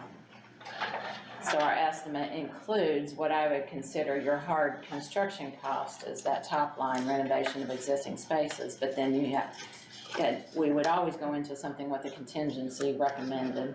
The soft cost, those, depending on how things are funded at bonds, councils, and loan service and all of those items, professional services, that's a placeholder, but it's one that we have used on public projects before. And then after you add all that up, depending how long this takes, you know, I might give you a number today, and I've got an escalation inflation factor on here of 10% that might be in past 2 to 3 year rate, but as we all know right now, I don't know where that will be, but, so I'm telling you what number I used, just so you know where I was when we came up with that. And then the number on the new county offices, the one difference, I've used the same square footage for both option A and B. The difference comes in the gross building factor. If we add on to this building and 3 levels, we are able to utilize a lot of the functions that are already here, like public restrooms and possibly some of the, you know, maybe just an electrical service would have to be enlarged instead of a new service, or I'm not sure about mechanical systems, what could be done, but either way you go, there's going to be more if we go off-site with other the county offices themselves. So there would be additional. Do you think it's cheaper to keep it on the lot here? I mean, it seems to me like it'd be cheaper to add on. I think, John, I think it is cheaper to keep it here, Mike, and I'm a fan of either one of these plans. We need to do something, and honestly, I'd go either way here, but some of the pros and cons of staying here versus maybe moving other offices and just leaving the footprint the same as it is here is. One of my fears is that, you know, if we add on here and we get, you know, we added on here 30 years ago, and now we're needing to add on again. If we add on here now and get just enough or just a little bit more space than we need, then in 25 or 30 years, where do we go? Whereas if we go off-site, then depending on how you design that off-site building, it may be easy to expand, and then we already, if we need to expand on this site, we've got a plan to expand on this site at that point. But it's 6 of one, half dozen of the other, honestly, but yes. And if you split off the office building, I'm just labeling it the office building, and go somewhere else, whether it's on property you own or not, there's still infrastructure costs, and then you duplicate a lot of costs for. You'd also, you duplicate security maintenance. and maintenance If you did, and you wouldn't have to have security, but you had security, or you're splitting up offices for IT purposes and all that. So those are soft costs that aren't, that's all true too, so yeah.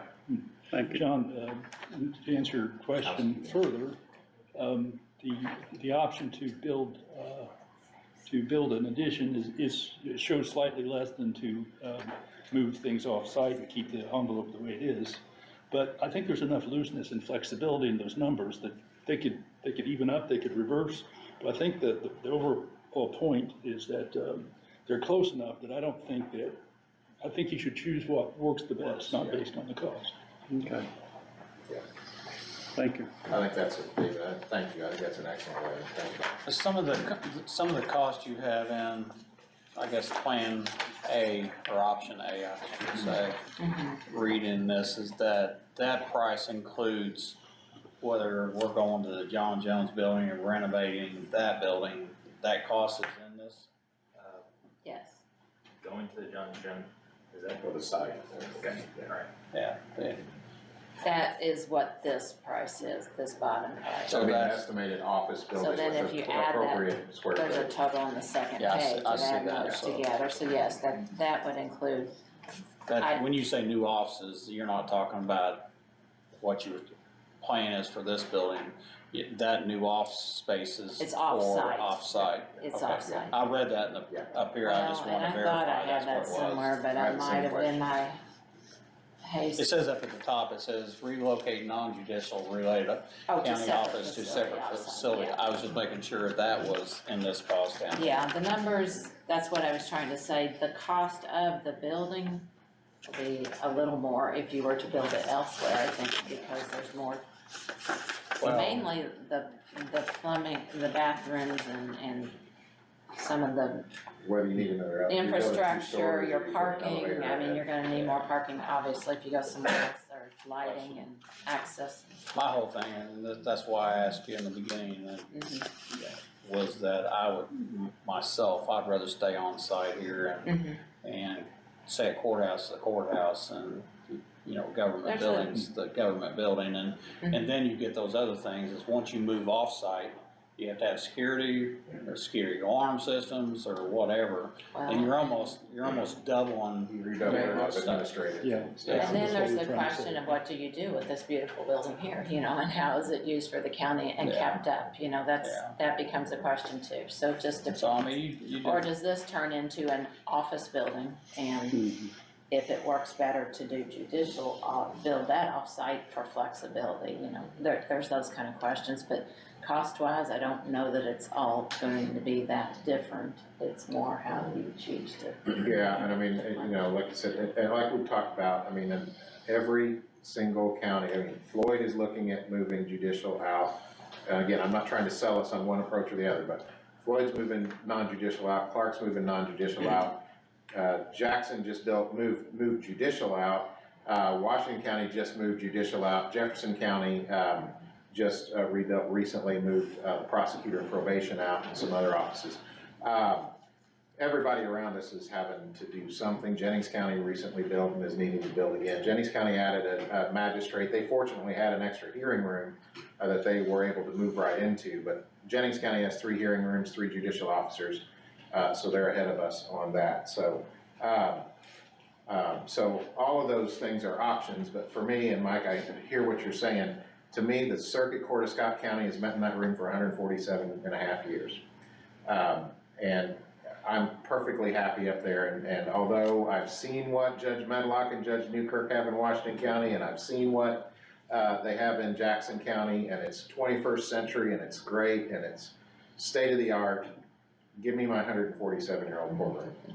Well, I agree with you there. I mean, we can bring it into the rest of the, you know, Yeah. our technology and all the yeah, other stuff. But I mean, it's still, the creaks in the floor makes a big difference. Yeah, So. that's right. And those big old windows, So, anyway, well.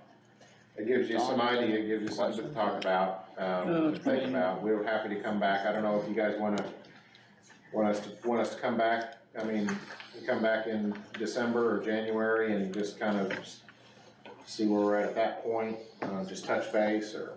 Well, I mean, we're gonna have to look at this, you know. As a long-term strategy. In a long-term with some financial people of how we're going to. Absolutely. You know, swing it another way, so.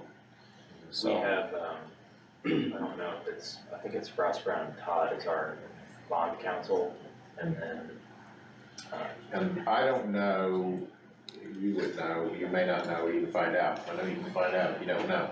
With some of this, with some of the settlement money, working in the drug court aspect, I don't know if there's something there. I would have to look if it qualifies, in the, like the Attorney General has put out his, like, approved, like, grade A uses, and there's something to the effect that says something like, that's not to say these are all the uses, but these are the preferred, but that may be a mechanism.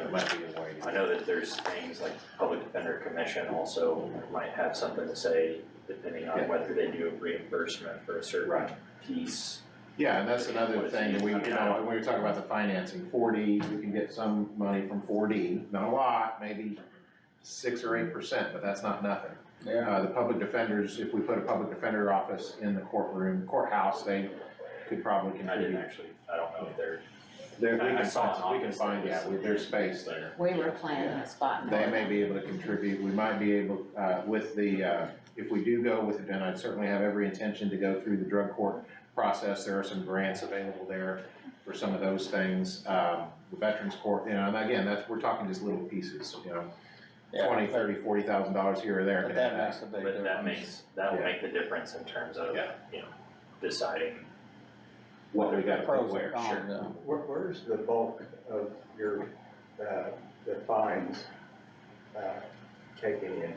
Is it the state? Yeah, the state gets an awful lot of that, and the court, I mean, it all goes to, you know, the courts are administrative, most of the court expenses, except for the space and the staff, are paid for by the state, like my salary is paid for by the state, and our computers are provided by the state. I'm just curious on whether or not maybe there might be some type of grants out there. There are some grants, there's some drug court grants, there's some court improvement grants, there's some things like that that certainly we can take a look at. They're not gonna be in the $1 million range, but they may be in the $60,000 to $100,000. Right, So, yeah, right, yeah. But most of those, and the clerk could answer those questions better for you, but most of those filing fees, there's percentages of them that go into different pots defined by the legislature, and a certain amount of it goes into, you know, to the public defenders, and a certain amount goes into court administration, and a certain amount goes into X, Y, or Z, and a certain amount comes back to the county. I can't answer that off the top of my head, but the clerk could give you some information. But to answer your primary question, yes, there are grants available to help out with some of those things. So once we start figuring out what direction we're going in, then I can start getting some of that stuff put together too. And one of the things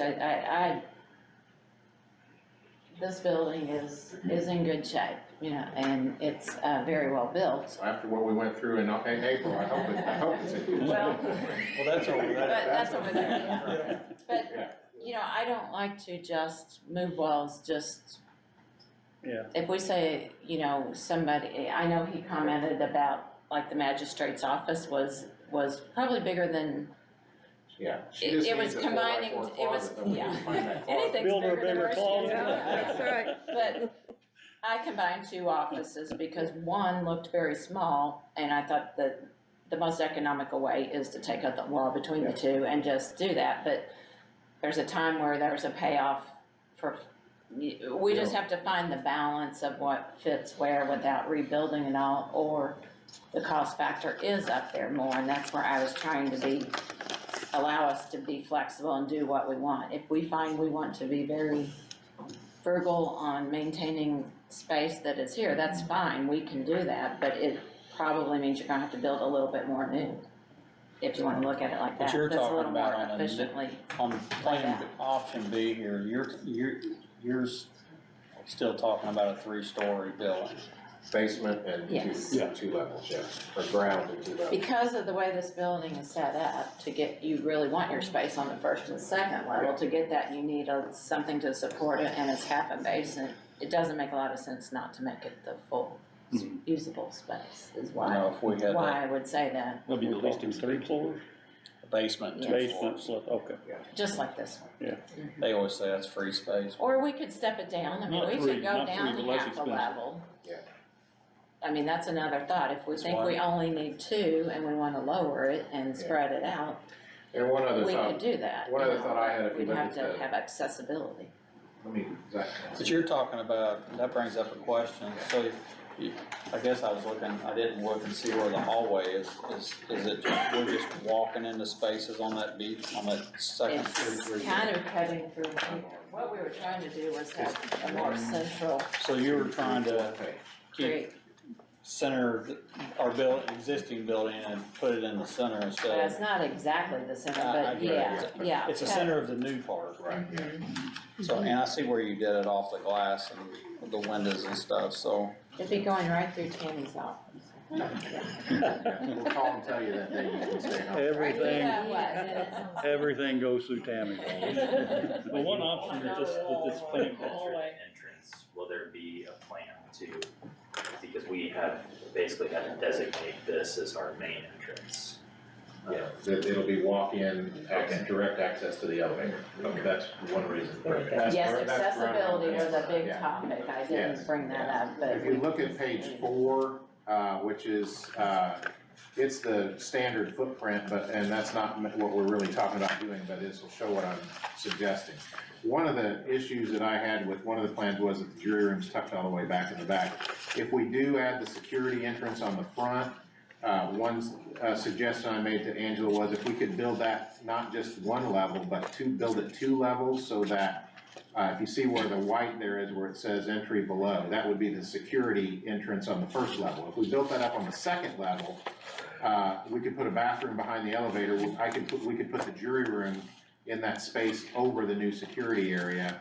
And that would be a nice, naturally lit, awesome looking conference room that would be comfortable and accommodating to the jurors and would have a bathroom right there that they could use. And so that's not in the plans right now, but it's something that, you know, we might wanna take a look at too, so. Be a great conference. I appreciate, you know, sticker shock. Angela was so concerned about the price. I appreciate nobody threw anything at us.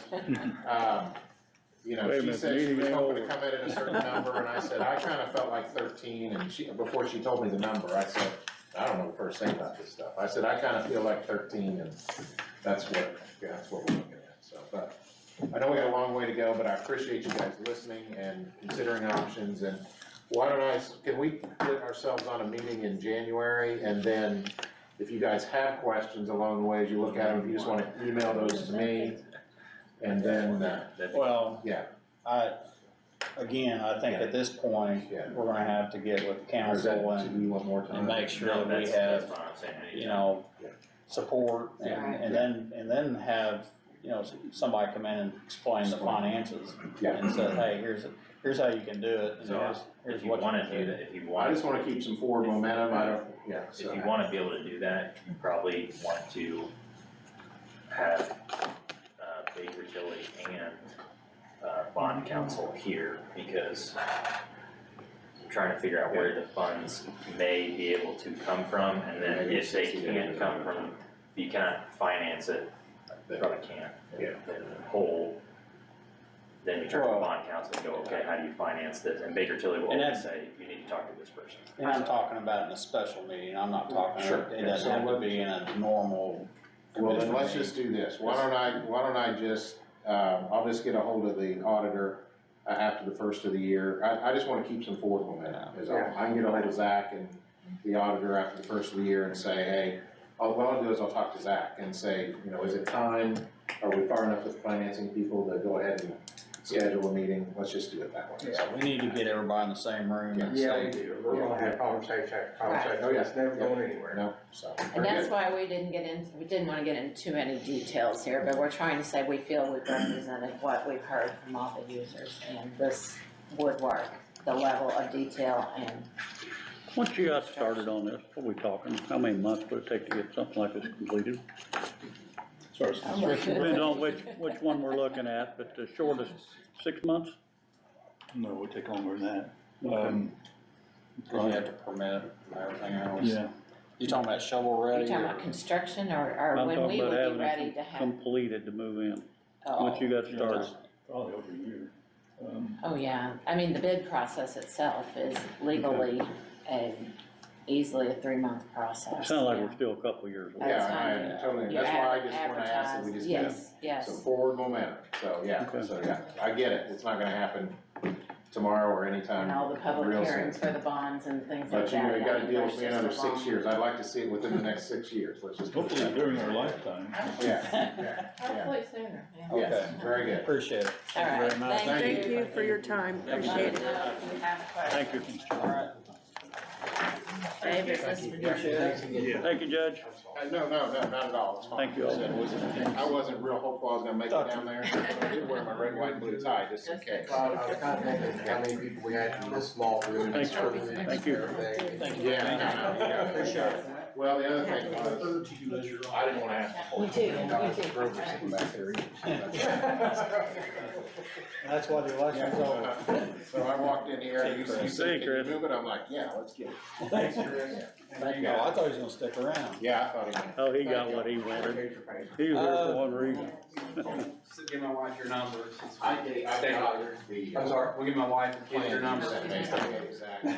They don't need to stay. Take numbers in. Take care. Clerk, regarding the vote centers, is she still here I don't know, and I'm really not for sure what the topic was, other than vote center, I'm not really for sure what that was about, so I think we'll just, if she needs to be back on the next agenda, we'll get her on. That's fine. I think one thing we need to clarify with that is, I'm not sure at what stage we're at this point in terms of the vote centers. I just want some clarification on, not vote centers, vote center. On whether or not the election board has done all the things that they're supposed to do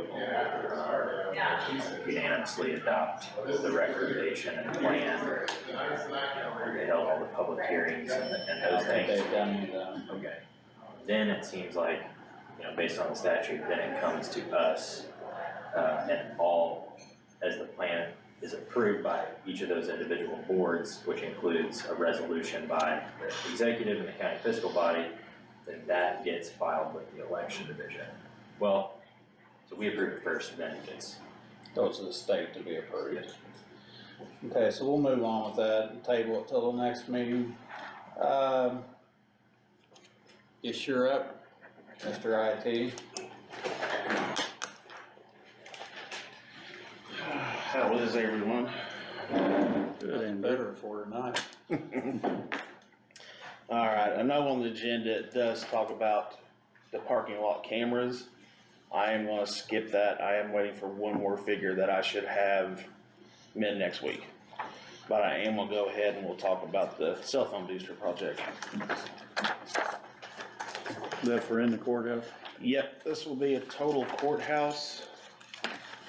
I think I gave you that already, didn't I? You did, you want that back? Zach, do you want a copy of these or anything? Yeah. Yeah, you have that signed. So right there is the floor plan, the layout.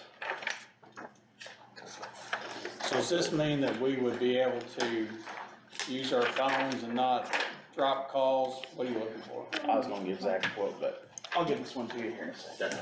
But, where you don't drop calls and. Correct. And if you're trying to pull up the internet on your phone, it'll work. Cellular data, I had 360 come down, Jonathan came down, and we toured him the whole building. If you look through the floor plans, the blue is the antennas that will be put on the ceiling. The red icon is where the amplifier is gonna be. So how the system pretty much works is, we want to put a antenna on the cupola of the roof, so it is at the highest point that we can grab a signal, which up there it's decent. It's actually around 3, touching 4 bars sometimes. So what we're picking up there is what will be introduced to this building, all floors. And the system doesn't lie, so say if you're getting 2 or 3 bars from up top, that's what your phone's gonna read down here. But you're still gonna have a good solid 2 or 3 bars to pull up data, to make calls, to get texts, and not worry about dropping stuff. Is there a problem just the building itself? It's brick. Brick is a big killer.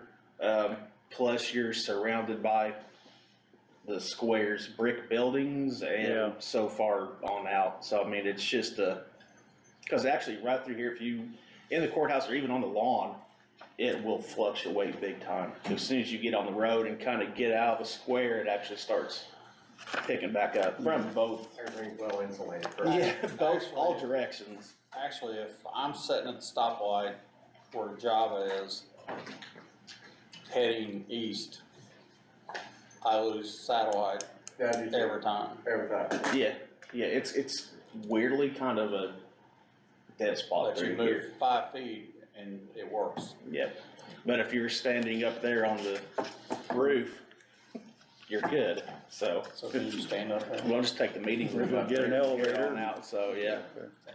Anyway, go ahead. But the system is a sure call system. It will take 3 amplifiers and I think, what was it, 4, 8, 13 antennas. The total price is on the second page and you're probably gonna see that and be like, oh. It's on the front page too. In the bar. Oh, yeah, yeah. This is where you tell us that you have the money in your budget, right? No, so we'll have to go to the council and we will have to try to find funding for this project. The sure call system is a very good system. It is commercial. I mean, these are pretty nice size amplifiers. It's gonna be put into the first, second, and ground first, second floor maintenance rooms. That's where they'll put the main systems at, then just start trunking all the wires throughout the ceilings. I got a question, and this is, I guess, where it's gonna sell. The increase, I guess everything else in the internet cycle in this building is hardware, correct? So all the computers are hardwired, all, Most of 95% of this building is hardwired. There is Wi-Fi capabilities for the employees. Is it great? No, because you're still talking, especially when you're getting to the older side too, you've got a lot of brick and a lot of stuff, but. yeah, 3 brick wide. Yeah, and this would pretty much cover those dead spots for the employees. I mean, I'm just looking at a safety factor. If something, and I say this, that I hope it never happens, but for some reason, something would happen where you were somewhere and you weren't near a landline phone and you had a cell phone, but you didn't have any service, you know. you're in trouble. You're in trouble. Big example I can actually tell you is down in the basement it's dead. This First room floor, right here is first dead floor, most yeah, of the this time. is kinda dead. Second floor you get a little better, but down in the basement, especially like that side, the boiler room side, maintenance, my rooms, you're talking a lot of electronics, a lot of stuff that could go bad.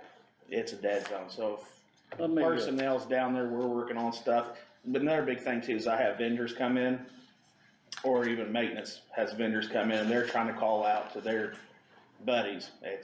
It's a no-go. Just a thought here, maybe a good thought, maybe a bad thought, but, unless we're in a hurry to do this, maybe it'd be better to make it a part of the package with the judges, what they're getting ready to do. It'd take a couple more years.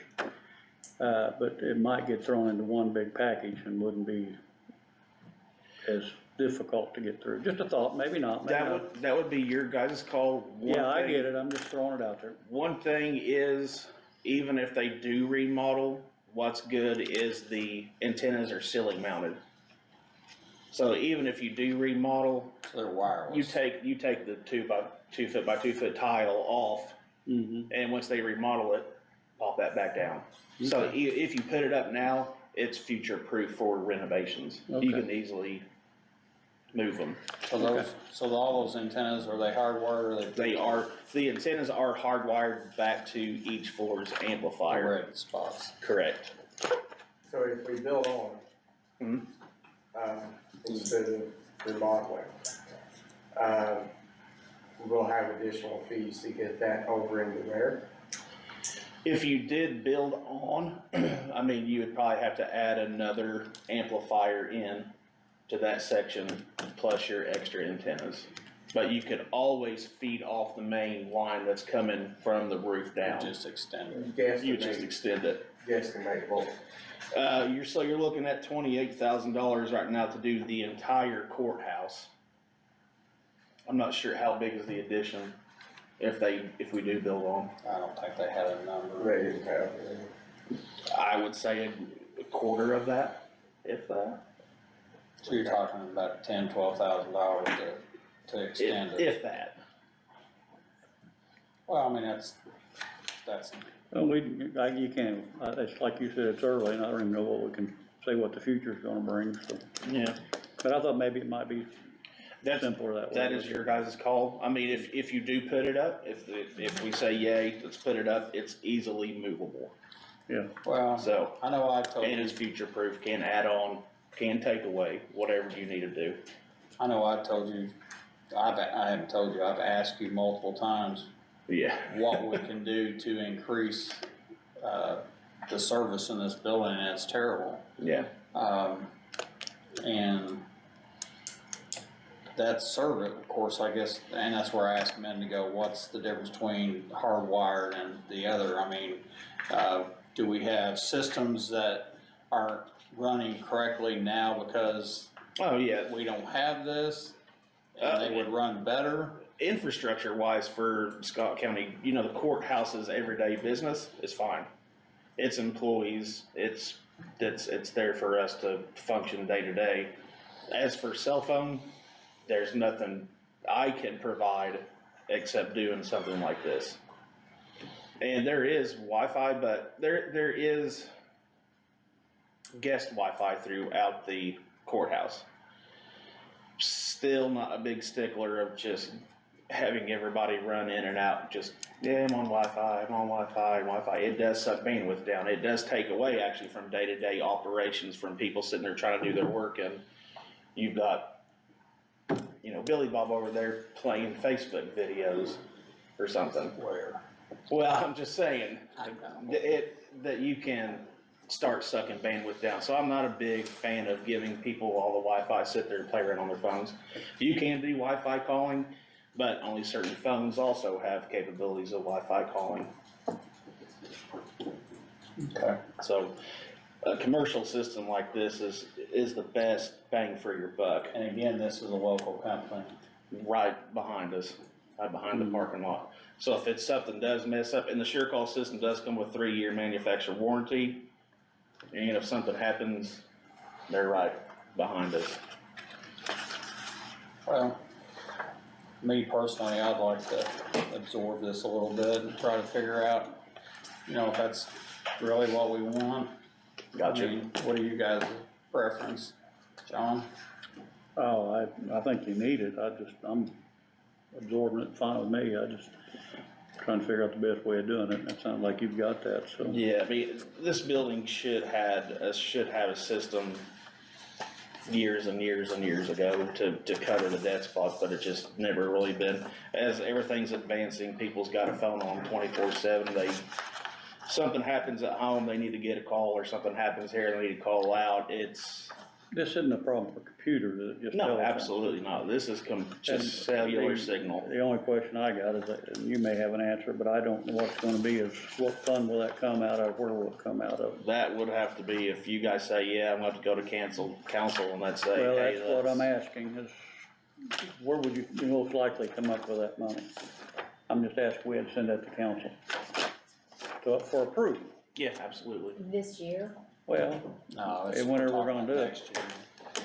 then that would be, again, I don't know where they would consider those funds from, because we don't have the budget back yet. We don't Okay. have any idea about if they're gonna have to cut any, you Okay, know, there's just no information right now, unless you go back to the change. ones you know are gonna exist between now and next year for sure, and that's your ARPA, your rainy day, yeah, you know, your rental proceeds fund, your, and then, I don't know if your well, this is just, cum, Yeah, I don't know. this is just always the What question's happened? I gonna be don't know what asked, is where we're Yeah. gonna pay for it, right, that's all. it'd be a big consideration with the budget, because if there's nothing appropriated in the amount of around 30,000 for additional cushion in what they appropriated for you for upgrades or things, 'cause I couldn't answer specifics on that.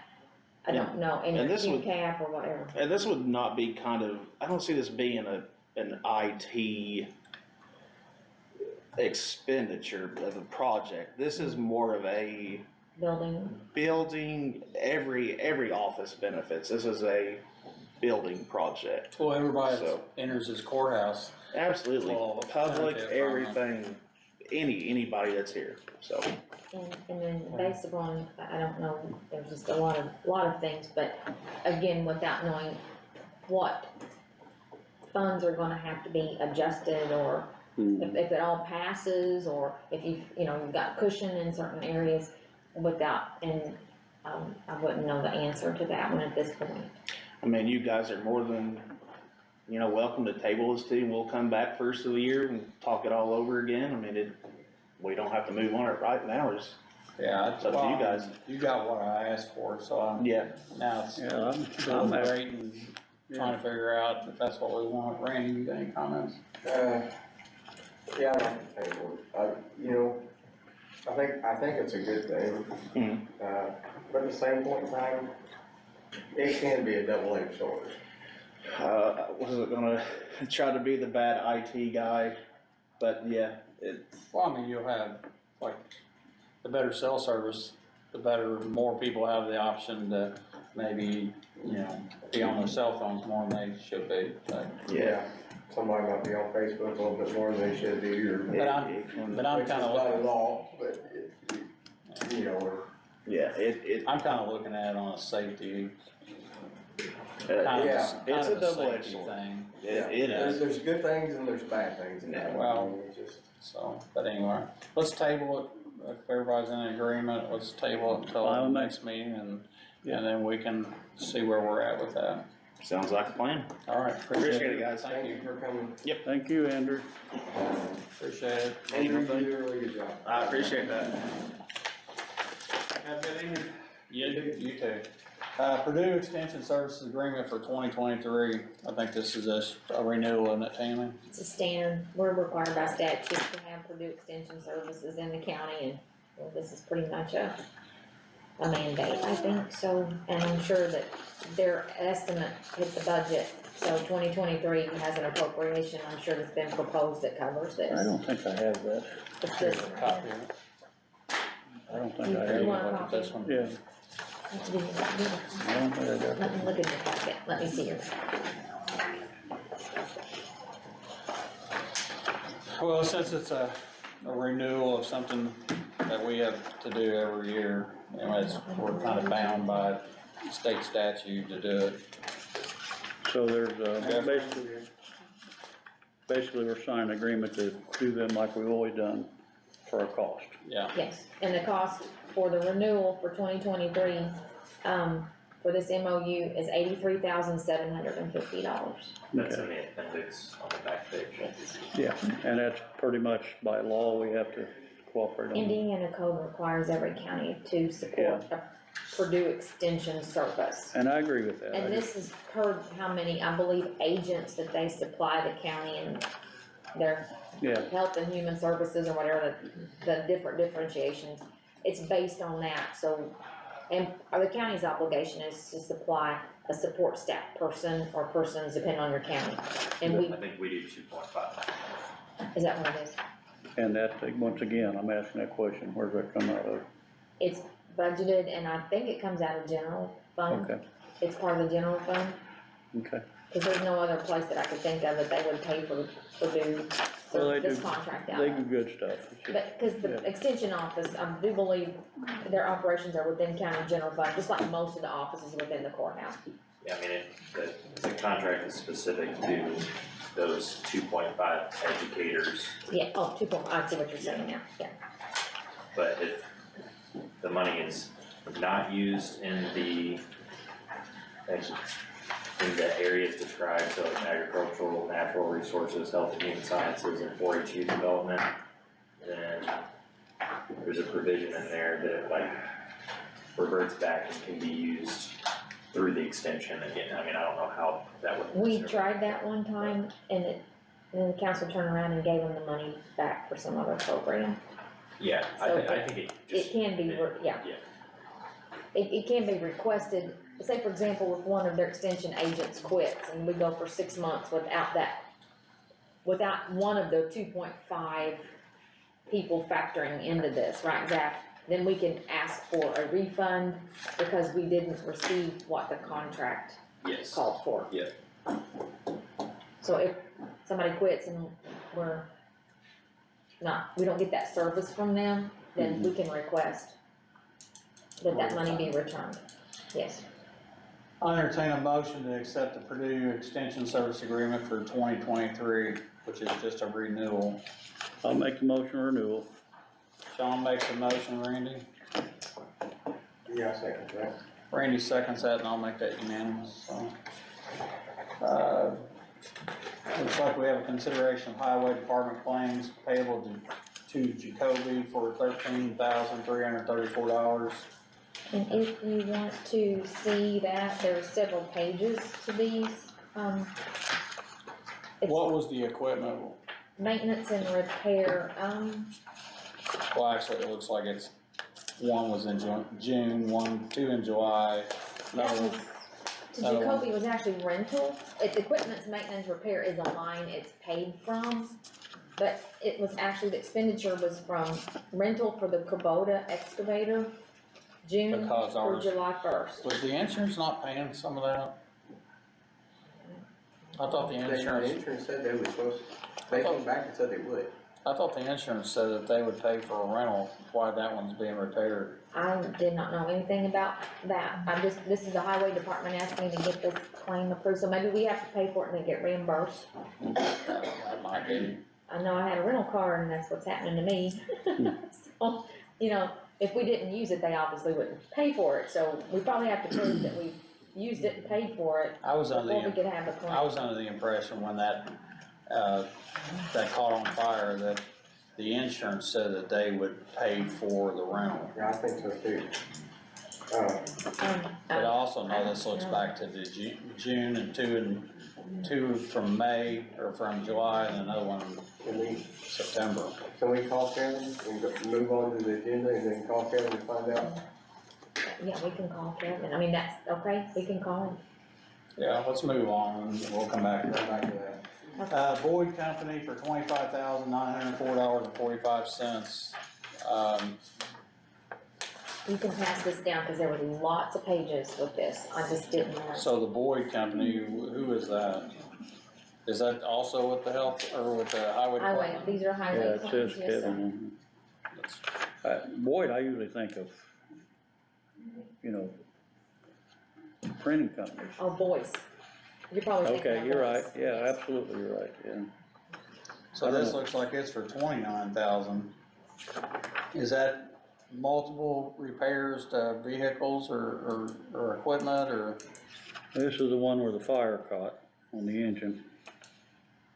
The first one I'm reading here. Much piece of equipment, just, That's the that's the Yeah. excavator. Yeah. so is this to report it? Well, Well, that that's sounds what- like, but see, again, the insurance was supposed to have paid some of the, which is, doesn't really make any sense why this is a Boyd company when, This might have been real for the, road. Let me see if I can It's get out all my that's in here is the cell phone. customer states engine caught on fire, estimate repairs needed, that was it, that was the and excavator. installed a new engine in the machine due to the fire damage. 14.5 thousand total, 16. If we had internet service center, phone service center here, we'd call I'm Kevin. trying, I got one little bar, let me see. Damage to inlet air tubing, Yeah. I don't know what that is, I don't know what that means. What'd you say? That phone behind you, or is it not?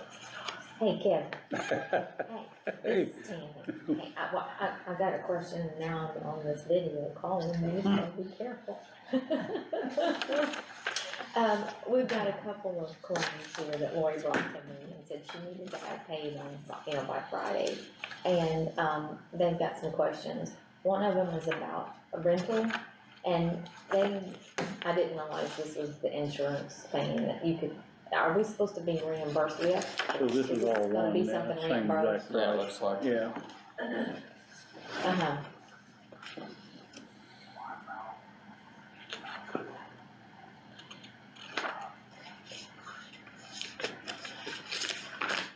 Oh, you've got the check, okay, so everything, so in other words, you've got the check and we're paying for that.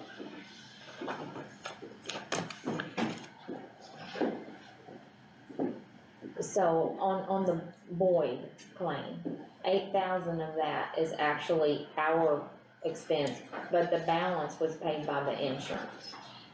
And you have the check, and it's already been receipted into the auditor's office. Okay, it has been, okay.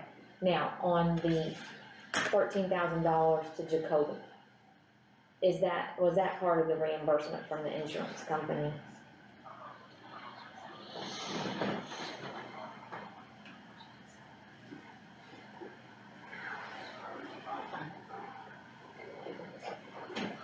$13,000, 13,334.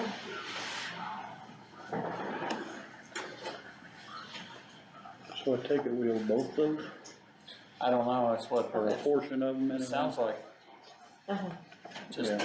sounds like there might be some that would. About 7,000 of the Jacoby claim was reimbursed by the insurance company already. The other balance was for a tractor rental. That had anything to do with anything else. It was just renting a tractor, correct, during mowing season, is Yeah, that I was correct? gonna say probably more. Okay, alright, so we've already received reimbursement from the insurance company, we're just paying the bill that they reimbursed us for. Plus, there's a couple of things on our own that we needed separate from the insurance bill, okay. Alright, Alright, Kevin. very good, alright, thank you, Kevin, I would have never been able to sort that out, okay, Thank you. So this, All right, bye. we're paying the bill, but we've already received some funds from the insurance for the He said repairs. we've got, the portions of those that were the insurance claims have been received, and he said they've already been quieted in. And obviously, he's got some money in there to pay Who for brought it. these over? Pardon? Lori. I say, obviously, he's got Alright. some money to So pay in the for it. future, we need to make sure that they give us some. I assume he's got money to pay for it. I would assume because Yeah. that would run their line in the rate if they didn't, so Yeah, yeah. yeah, And we've got the insurance check to offset part of that. yeah, okay. Alright, so I'll entertain a motion for both claims, the $13,334. And I'll make a stipulation that we have received some funds from the insurance company to reimburse us for what they were gonna pay on that. And then the Boyd Company, $25,904.45 was for a rental of a tractor while ours was in the shop, so I'll entertain a motion. I'll make that motion. I'll second it. Makes that motion, John seconds, and I'll make that unanimous, so moving on. Consideration of actually, there's another one, I guess, the 2022 election claims. Yes, and I'm just gonna pass these down. This is just the entire docket she made up. It's just kinda like a mini claims thing. Yeah. And these are for the poll workers, and per diems and whatnot, that can't be ran through payroll. They have to be ran through payables. I'm guessing it's probably run a little cheaper this year. Maybe we consolidate a little bit. I have no idea. I hope so. I think they did. They were, from my understanding, able to not have as many poll workers that they needed in the future or in the past because of consolidating some areas, so Yeah,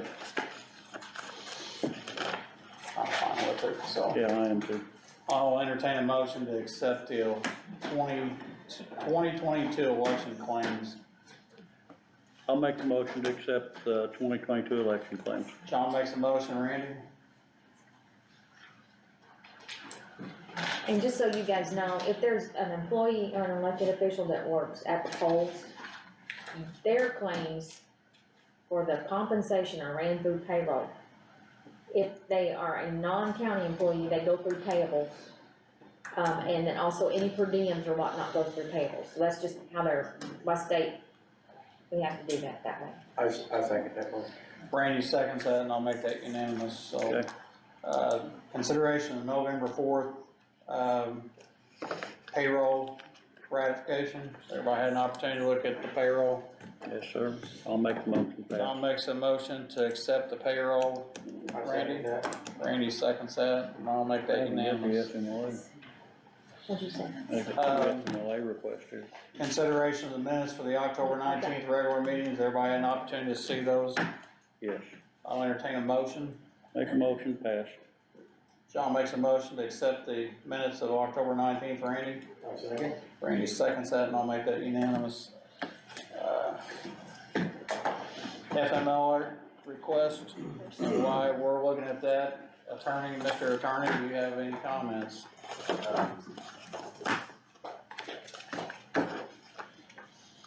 don't have any comments at this time. I have a question then.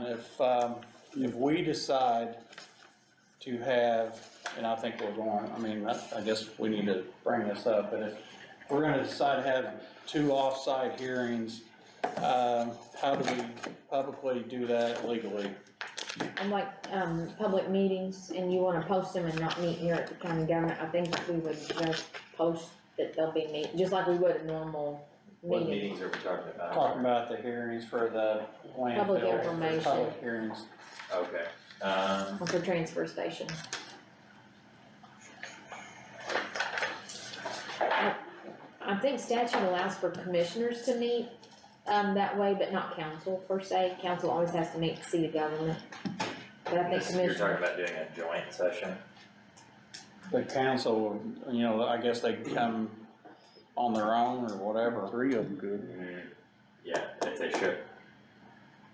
Well, if they're gonna be there and wanna speak and you're gonna have a majority of them there, you're gonna want them to post.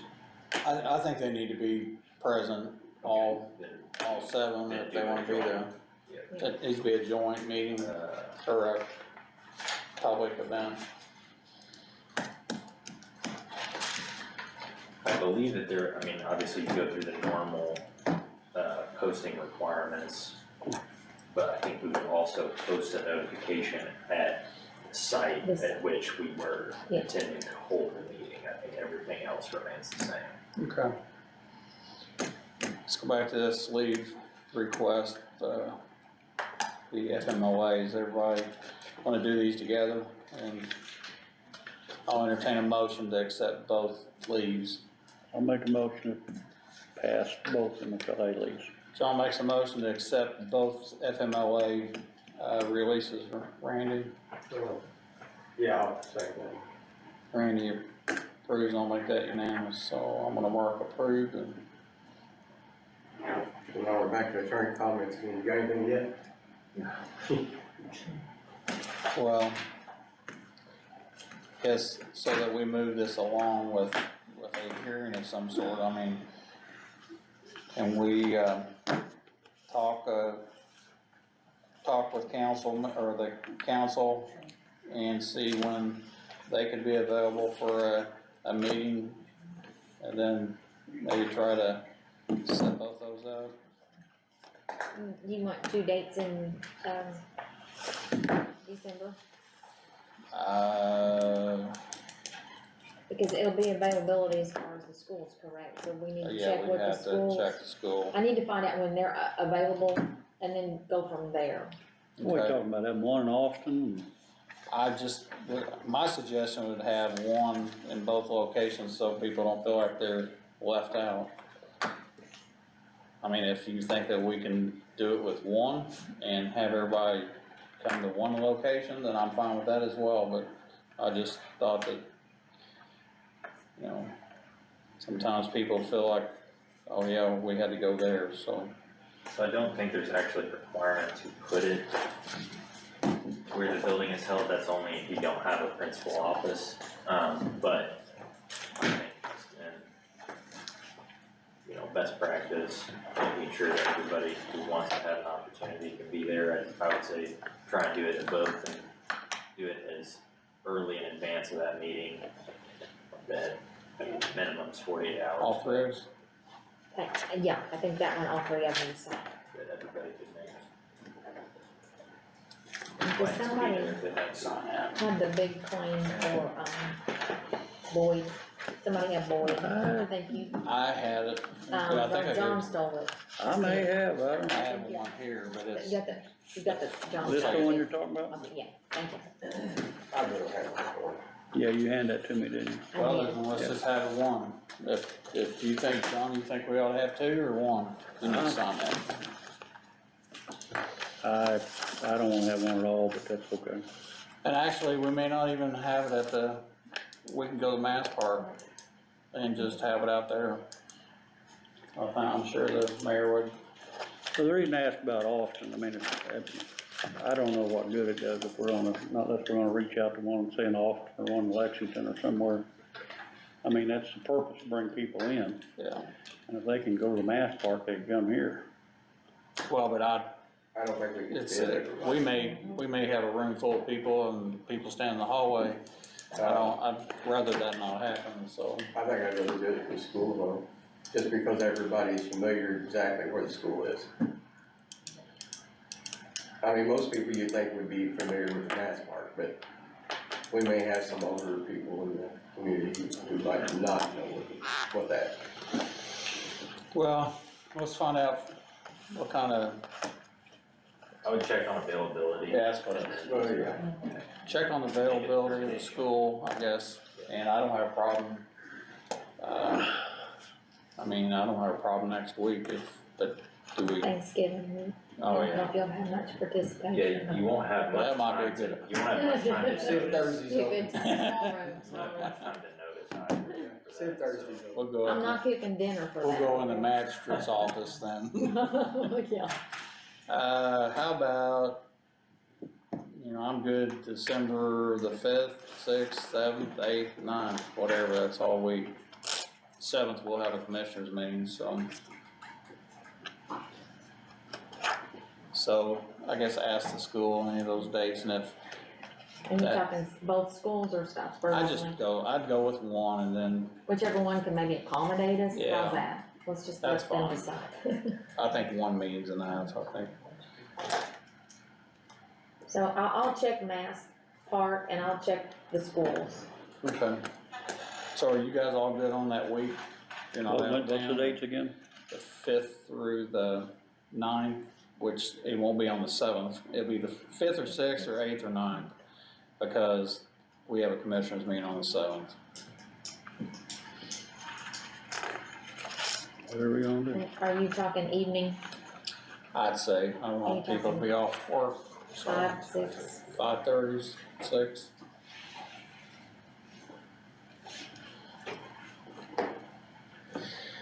And then, I guess let us know and we'll I can see. do by consensus, some sort of message, text message, email or something.